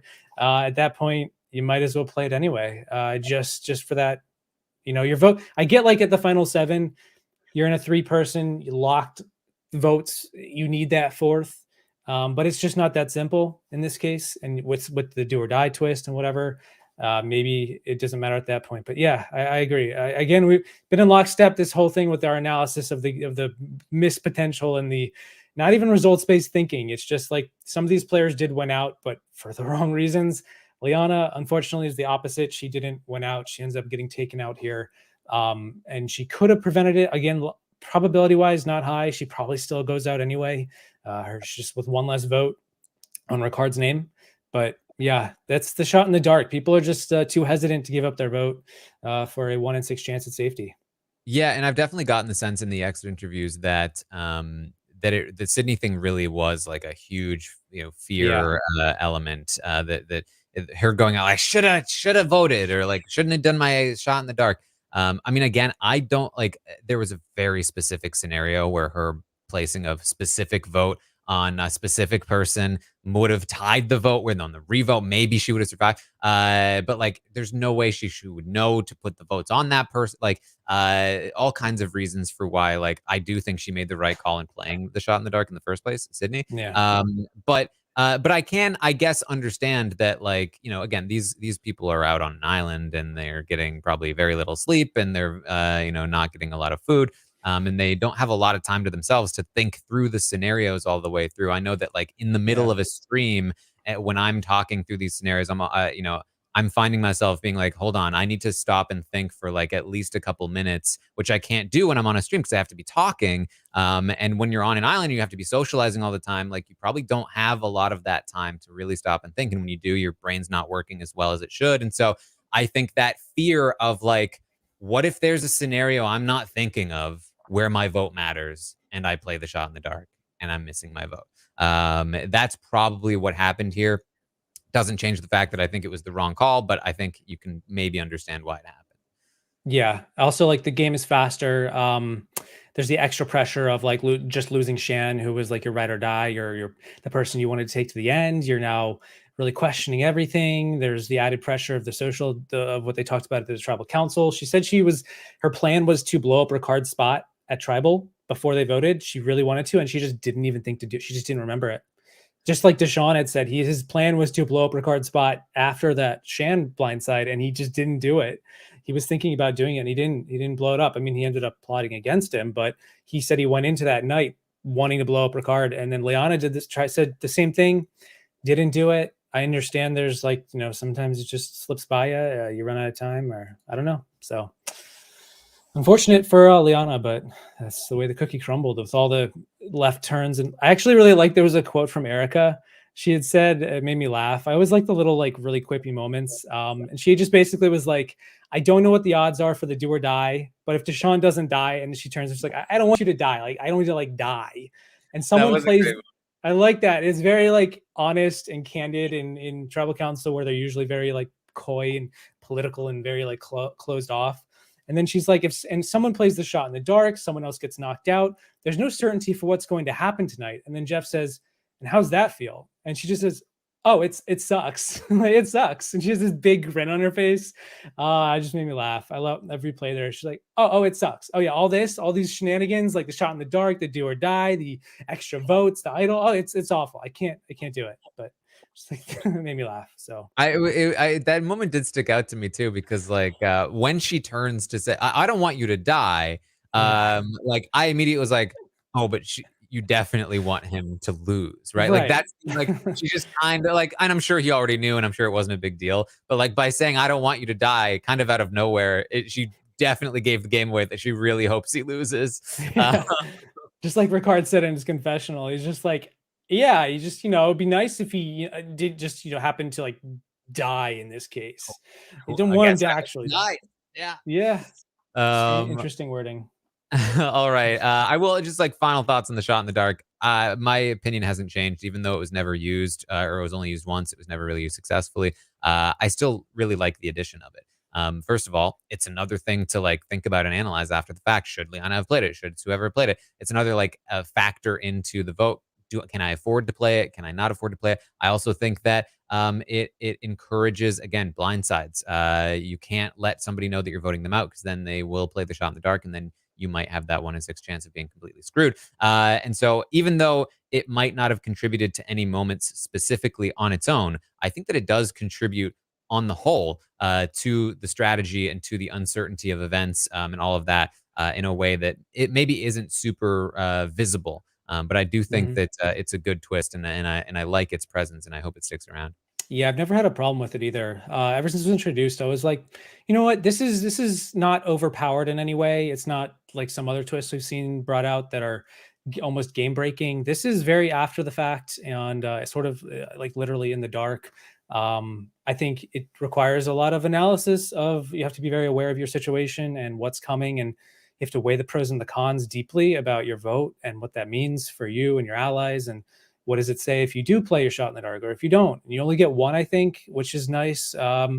Yeah, I think, and it doesn't go past final 7, which is great. I think like it doesn't really screw around with the end game and whatever. So I think it's fine. I've never had an issue with it.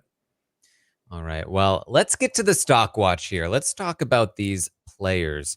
Let's pull this up, and we will talk through the players. I've already given away my lowest rated player.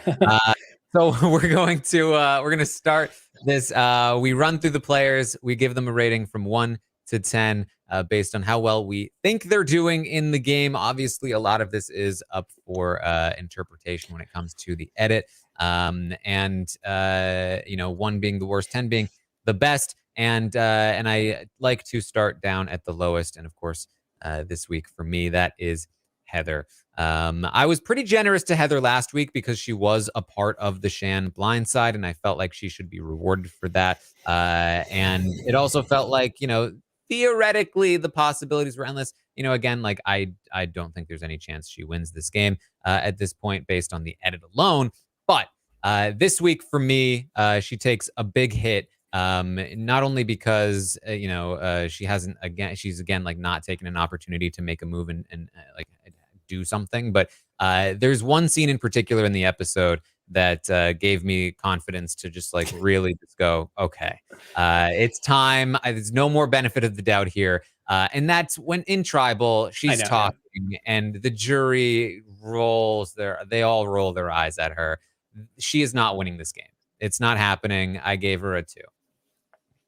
Yeah, I had it as a 2 as well. And I did actually take into account, that's why I asked you before we went live. I took into account the 3 metrics you used just to see if I could find an average number, which averaged to a 2 for me between their performance in the episode, short-term safety, long-term prospect to win. Ultimately, that she had like 3 things this episode, and they're like morsels. Sitting out at the do or die, which was not a bad call. It's fine, you're safe. She briefly was in a instance where she just said, I'll go with Ricard and I think Xander to vote out Deshawn or Liana or whatever. And then the tribal moment. And that to me was the worst by far, because that's the people that are voting for the winner. And if she's giving an answer that is a really bad answer, I can only imagine what she might say at the final tribal and the reaction she's going to get when she has the floor and the microphone and all eyes are on her, the attention's on her. Yeah, didn't love it. I think for me, the biggest problem is I just don't think she's going to win this season no matter what she does. So even if she's sitting out or not at the challenge, it just doesn't look like it's adding up to a win in any way. Yeah, it's a 2. I give her a 2 as well. Yeah. All right. Well, after Heather, I did have, of course, the person voted out this week, Liana. And this was an interesting one for me because there were a few things to factor in. First is that I don't fault her for her decision to play or not play in the immunity.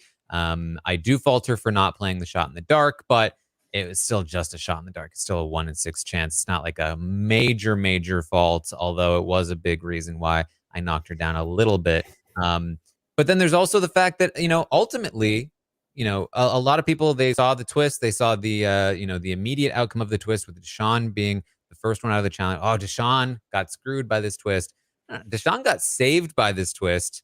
Liana got screwed by this twist. There was almost no scenario where Liana was voted out this round, if not for this twist. And for that reason, I gave her a lot of credit here on her boot episode. Ultimately, I went with a 4, mostly docking her for the not using that shot in the dark. Yeah, I was sort of up in the air. I mean, obviously she's already gone, so thinking about like her win equity didn't matter too much. Thinking about what it means for her next episode didn't matter too much. I think I was sort of sitting between a 3 and a 4 as well. I did ultimately give her a 3, but it's kind of redundant, or it doesn't matter as much to me because she's going or she's gone.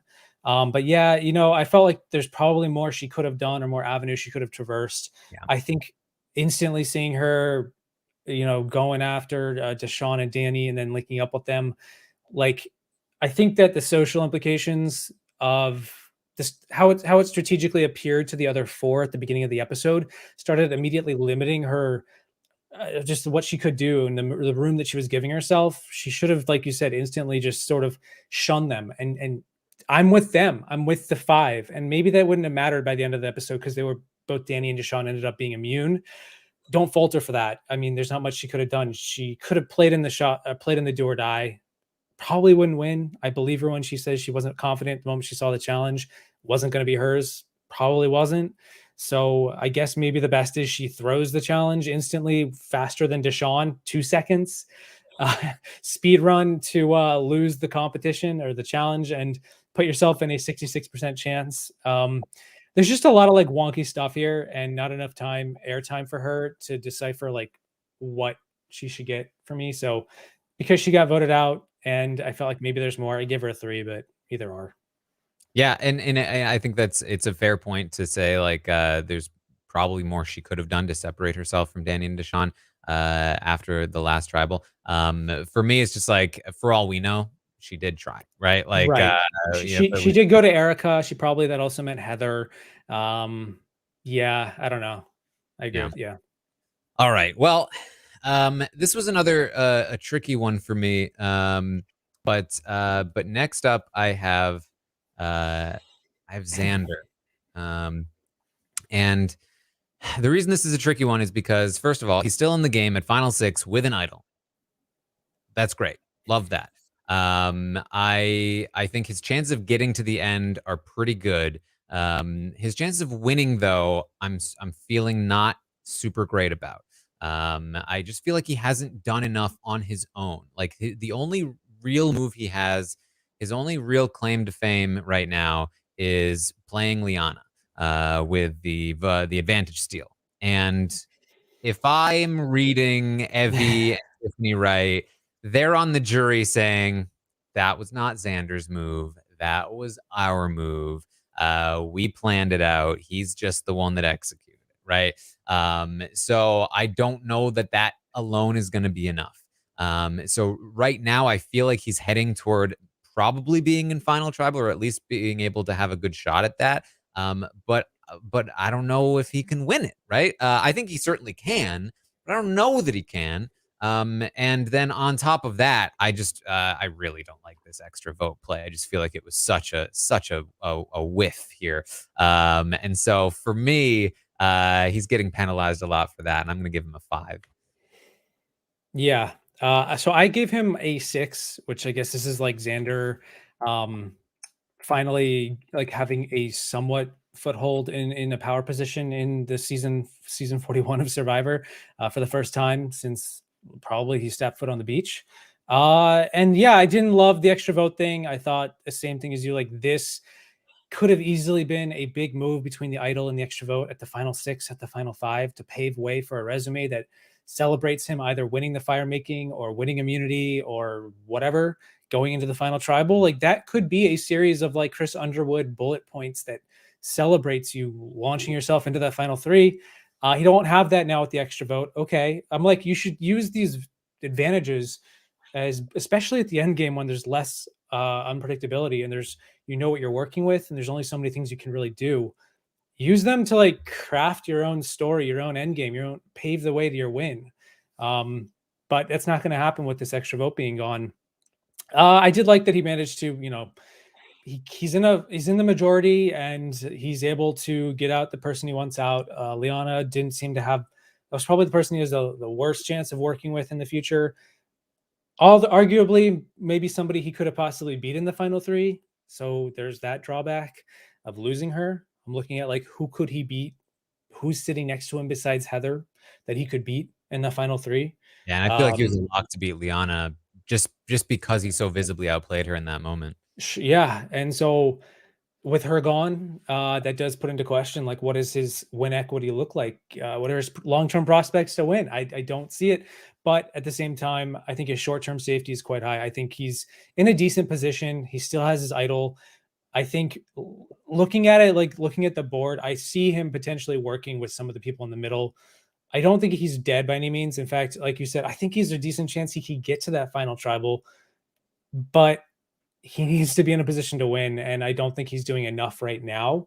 But that doesn't mean that I'm going to like dock him points for sure. He's still in the game. He's not in the worst position possible, and there's still plenty of time. It's final 6. You can make it work. Chris Underwood made it work. He can make it work.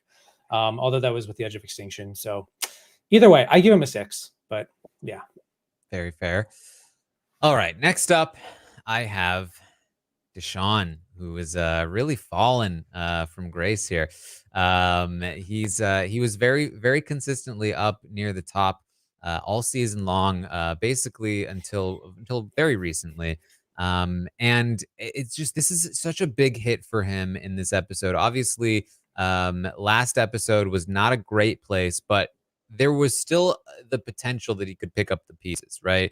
Shan being gone was a good thing. The position it left him in was not great, but at least Shan's now gone. He has a much better chance of like fully winning now at the end without Shan there. But he really dropped the ball here. And the biggest problem I have in rating Deshawn this week is that I don't really know why. I like we got that sort of like him complaining after tribal, and then he regrets it in the morning.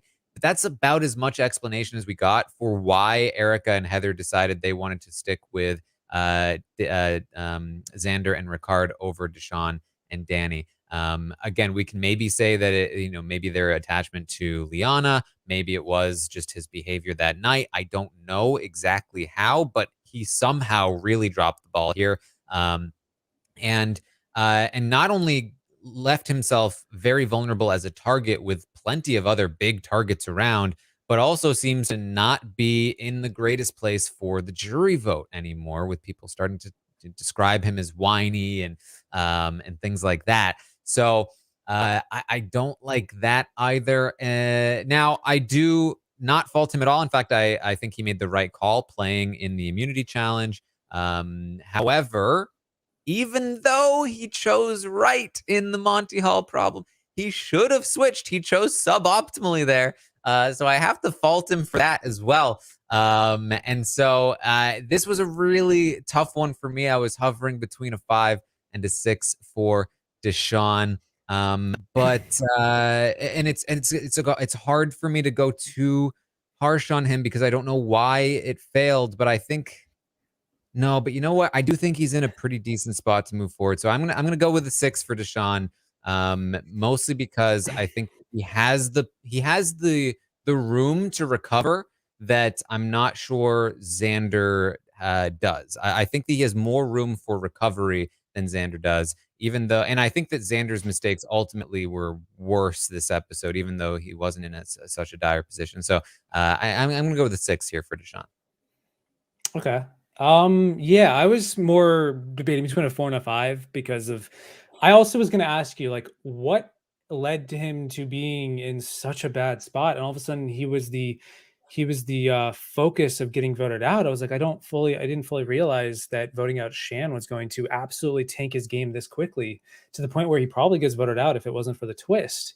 But either way, between misplaying, like I guess technically doing the right thing the wrong way with the Monty Hall problem, and then being at the bottom, he mismanaged his how he managed to walk into tribal after the Shan vote, going in there and somehow burying himself even more. The rest of the tribe were solidified in their foursome. They had this 4 out of the 7 majority, and now they're like, I think we just flipped the game. And meanwhile, Liana is yelling at Deshawn, and then Deshawn comes back and like gets all quippy with the rest of them, and then he wakes up the next morning like, I've made a huge mistake. Like, oh my god, what have I done? And it was largely because of his own reaction to everything. And I get that like there was a lot playing on that decision to take out Shan that led him to probably reacting the way he did. But it also didn't help him in any way. He was hoping to. His plan was to bury Ricard after that and to put the target on Ricard, and it hasn't worked yet. He kind of failed to do that. He failed to convince the people in the middle to flip his way. And he even says it should be a no-brainer. It should be if you have a brain, you got a brain between your ears, it should be the thing you do. Vote out Ricard. He's exposed, and he couldn't get them to flip. And I'm like, why couldn't he get them to flip? What didn't connect there? Clearly, other players are playing around him at the moment instead of with him. And he ultimately would have been voted out if it wasn't for an unprecedented, unpredictable twist that nobody could account for going into the episode. So yeah, I ultimately settled on a 5 because I think his short-term safety is going to go up losing Liana. I don't think he wanted this to happen, but I do think that in the short term, it's going to possibly make it like this was like a weird flare up for his chances of getting taken out.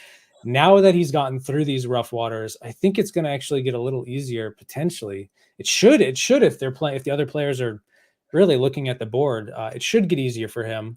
I do think potentially losing a jury vote in Shan or whatever, or having that tainted reputation could actually prove out to be a benefit to his game. But yeah, I ended up with a 5, pretty neutral. Some pretty bad flaws here going into this episode, but I think he ended up in a better spot by accident. But oh well, 33% chance, not the worst thing. So yeah, I agree, and I feel like losing Liana was probably the best thing that could have happened for him in this round. And I think that like that whole discussion that happened at Tribal, I think probably helps explain, why he was acting the way he was, and maybe they're less likely to be like, hey, Deshawn, you were really whiny the whole time. because they understand him a little bit more. And so I feel like maybe deceptively his chances are not quite as low as you might assume when it comes to a final jury vote. So even though there definitely were some things that were wrong here in this episode from Deshawn, I do feel higher about his overall chances to win based on the outcome of the episode. After Deshawn, I've got Danny. Got Danny. I mean, Deshawn being in the game is great still. They've still got to deal with Deshawn first. It puts Danny in a great position to slide into Final Tribal with a great social game, a pretty good resume. Like, even if they go after Danny and Deshawn at the Final 6, the chance of Deshawn winning immunity over Danny, pretty low overall. Not necessarily because like Danny is so much better than Deshawn, but because like the chance of Deshawn winning immunity in the first place are only 1 in 6, right? So anybody winning immunity other than Deshawn, great for Danny. It's almost definitely Deshawn that goes. They're all targeting Deshawn, and that means that Danny should be a lock for at least Final 5.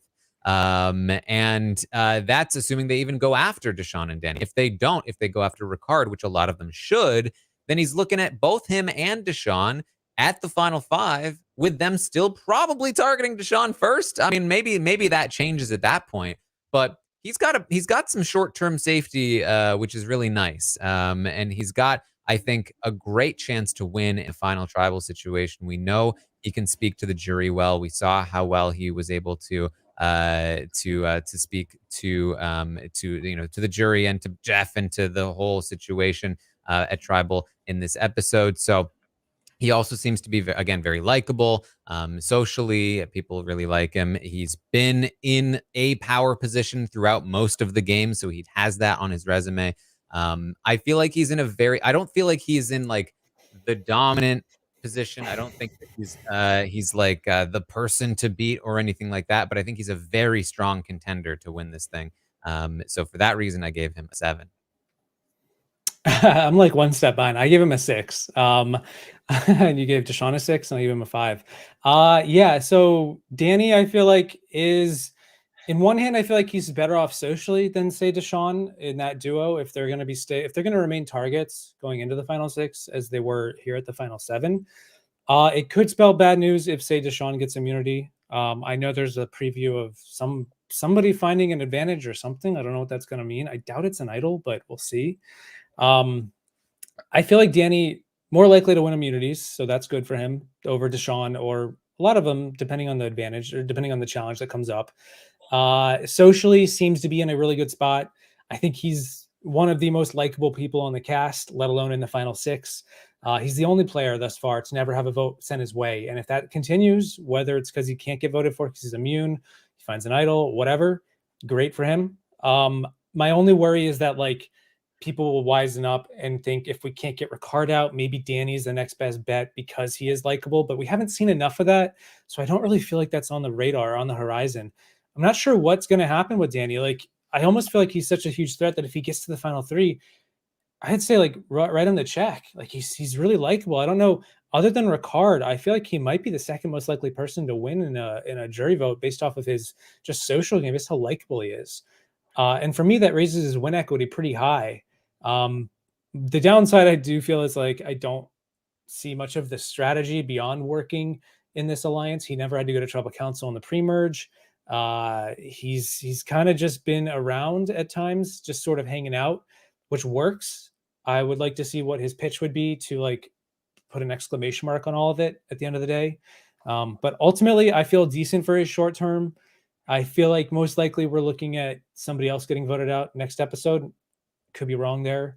And yeah, I feel okay with him. I give him a 6. Winning immunity, great. Playing in the do or die was a good call. Just give him a 6. It was pretty good.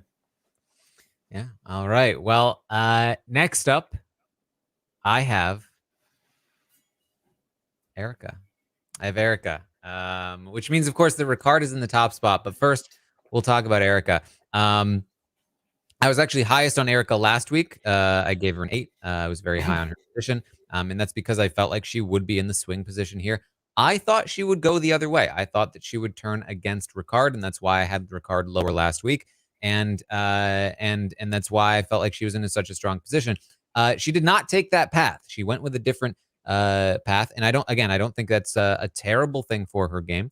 But I do think that first of all, she wasn't a big part of a big blindside this week, so she's not getting that bonus. And second, I do feel like, despite her strong position and the fact that I do think she's pretty much locked in for a run at Final Tribal. As long as she doesn't get like fire making challenged out or something like that. I do think she's still like one more good move away from like locking up the win. And I think we both agree like that move is she needs to take out Ricard. I don't think she can beat Ricard, and I think that if somebody else takes out Ricard, then she can't beat that person. Probably, right? Because it's a pretty even field overall. So I think she needs to be able to take credit for taking Ricard out of the game. There are a couple of obstacles in the way of that. First is Ricard could win immunities. Second, how does she take credit for it properly, right? There are a couple just of things that could get in the way, and she might not even take the shot. We don't know that she will. So I have her at a 7 as well. I feel like not taking the shot, I don't fault her too much for that. But she's not getting the bonus of having just made a big move. I do still feel like she's a strong contender to win strategically, but I do feel like she's still that like one good step away from like being that person. I would agree. I'm looking forward to seeing what she ends up doing. We've still got like 4 hours left of the season. So I hope that I'm really looking forward to her, honestly, almost more than anyone else, to see what she's capable of. She keeps getting talked about as being this like low key under the radar social threat, a strategic threat even. I think Liana described her as strategic. That was her one word for her in her Warden Holmes interview. I'm like, interesting. I gave her straight 7s across the board. I gave her a 7 at the end of it. I really like Erica. I've been rooting for her. I do wonder if this ultimately not getting out Ricard tonight or last night was the right call. And I do worry that Ricard might end up being the player to beat that doesn't get beat. And it was because of potentially making the wrong move here. As she said it herself, like, this is 50-50. I don't know.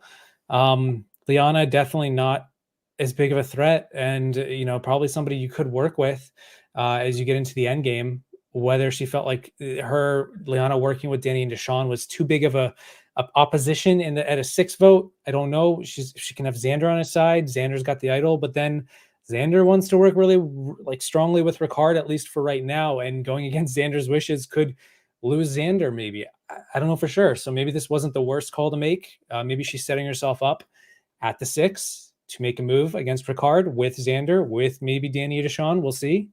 Ultimately, I don't think she's in any trouble of going out in the next couple of votes. I think at least 6, 5, maybe at the Final Four fire making. I could see that for potentially happening. She did say preseason that she's not the most readily equipped for the outdoors, and maybe that'll come into effect here. But I feel like she is, like you said, one strong move away from just clinching it up and sealing the deal and taking it home. I could see her in the Final Tribal, and a part of me has had this crackpot theory that she's our winner, and we just haven't seen it yet. And I think it's still there. It's even after 11 episodes, I still think there's a decent, if not good, chance that she could win this season. So I'm here for it. It would be quite the story there. Yeah. All right, so of course that leaves Ricard. And last week I was pretty conservative on his rating despite the big move he made. I thought it was a good move. I thought it really helped shake the board up. But I did not have confidence that he'd be able to maintain control and stick the landing. I mean, and he did. The fact that they did not immediately turn around and take him out here is an absolute testament to the to the composure, the control that he has in the game.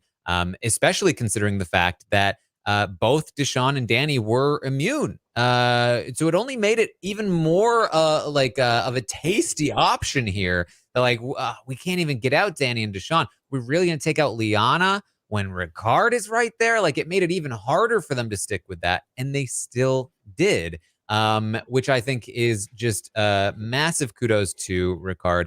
In a secret scene, we see Ricard talking about how he feels good about Xander trading off immunity wins with him because it makes them both targets. This is the line of reasoning that Xander uses to keep Ricard in the game and be pretty steadfast about that. I have to imagine that Ricard had something to do with that, introducing that reasoning to Xander. And so he manages to pull Xander. He manages to keep Erica and Heather on board. Remember, Erica and Heather were from Luvu. They were originally on the Danny and Deshawn tribe. And they have flipped over for Ricard here for now. So absolutely killer spot here. Obviously, he is the person to beat right now. All it takes is an immunity win or two, and he could be sitting in the end in a spot where he can't be beat. However, and I almost went with a 9 for him this week because I was so impressed managing to stick that landing. But Peridiam, you've already mentioned there is still so much danger, and I still just feel like, how is he going to survive next week? Like, are they really going to let him go again? They did talk about taking the shot this round. So I do feel like there's still so much imminent danger that I can't be too high on him right now. But I am very impressed by him, and I do feel like he is the player to beat right now. So I gave him an 8. Yeah, I was debating between a 7 and an 8. I thought it was impressive that he survived this vote, given the two main targets were both immune, and the fact that he was able to. And that makes me think that if these players are as good as we think they are, that they're setting themselves up, and his short-term safety is really not going to be good. I hope that's I hope we get to see some really fun gameplay at this final 6 between outmaneuvering him and then he tries to outmaneuver the people against him. It looks like in the preview we're getting something like that, so we'll see what happens. But either way, this episode, considering he just blindsided his number one ally, you've seen it before with like War Dog taking out Kelly Wentworth, only to see War Dog walk out right after. The big player to beat gets taken out by their lieutenant. Lieutenant ends up getting taken out right after. It's a very common story. We've seen it a bunch of times on Survivor. It didn't happen this time. And in fact, it looks like his win equity has dramatically increased to the point where he is now the number one contender. He's usurped all that power, and he's managed to at least keep it open in an episode where he shouldn't. All the signs are pointing to him going. Yeah, it's just a testament to what he's capable of doing. The mastermind edit that he's been getting in under the radar behind Shan. It's coming out into fruition. I worry that it still might be too soon, that maybe he should have waited for Shan loyalty, willing to give him the grace of not letting him get blindsided at the final 8, take advantage of that, keep Shan around as your shield. Xander is not good enough of a shield for you, and I don't think, if anything, he's probably going to be your undoing if he wins the immunity and you don't, or he doesn't use his idol for you, which I doubt he will. So that held him back for me, which is why I think I'm going to give him I was debating an 8. And I guess because I've given everyone a different number, I might just give him an 8. I've gone like 2 through 8. Yeah, 2, 3, 4, 5, 6, 7, 8. I guess I'll give him an 8 just for the heck of it. There you go. But I worry that I think if I was a betting person, I would say he's the most likely player to go next week. So we'll see.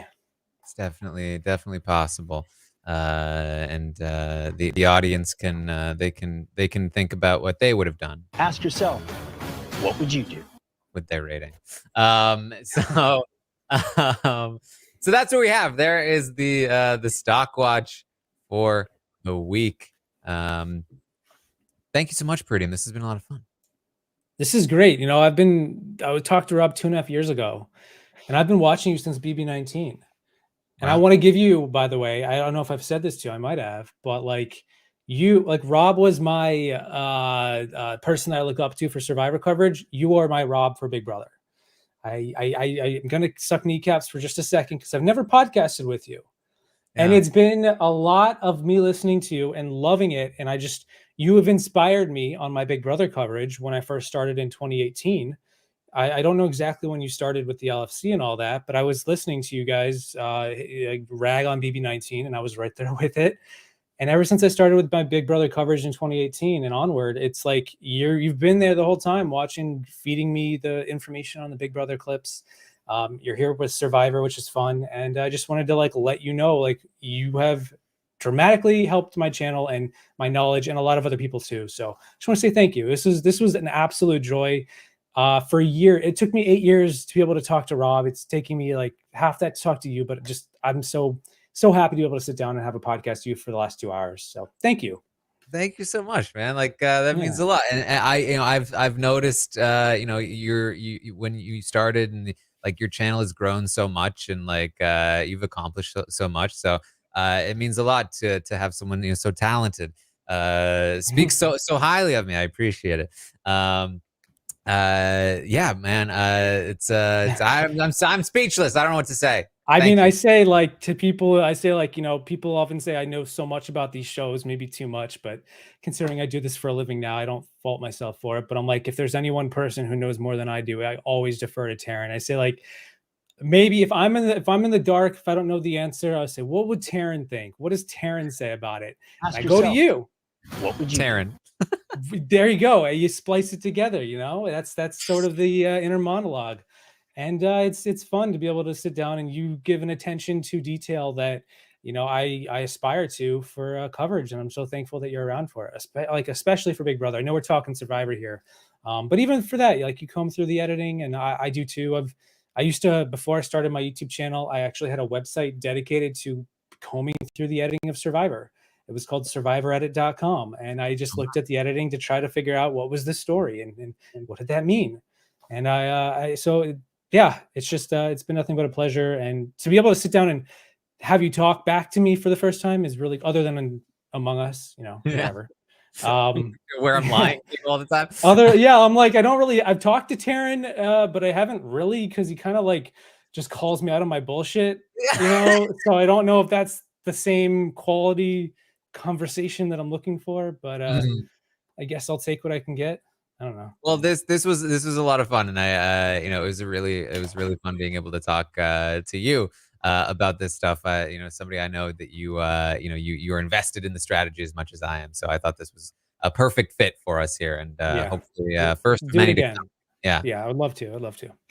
All right. Well, thank you so much, Peridiam. Thank you to everyone who has joined us here tonight or is listening or watching after the fact. I appreciate all of you as well. I will, of course, be back next week for episode 12 of season 41. There's not much left. It was what, two episodes left, essentially? Yeah, 2 weeks. 2 weeks. So only 2 left. It's wild. But I will be here. We will be continuing to do these ratings. Peridiam, where can people find you? Best place to find me is on YouTube, Peridiam, P-R-I-D-A-M, or on Twitter, which is under my real name, Billy Geis. So, but you just search for Peridiam, you'll find me. But Twitter and YouTube, 2 best spots. There you go. And you can, of course, find me on Twitch, twitch.tv/Taran Armstrong. Again, watching these episodes live with all of you in the moment, talking it through, trying to figure it out, and reacting to it. It's been fun. And plenty of other stuff over there on Twitch. You can, of course, also find me on Twitter at Armstrong Taran. Thanks again so much for joining us here today. And I will see all of you next time.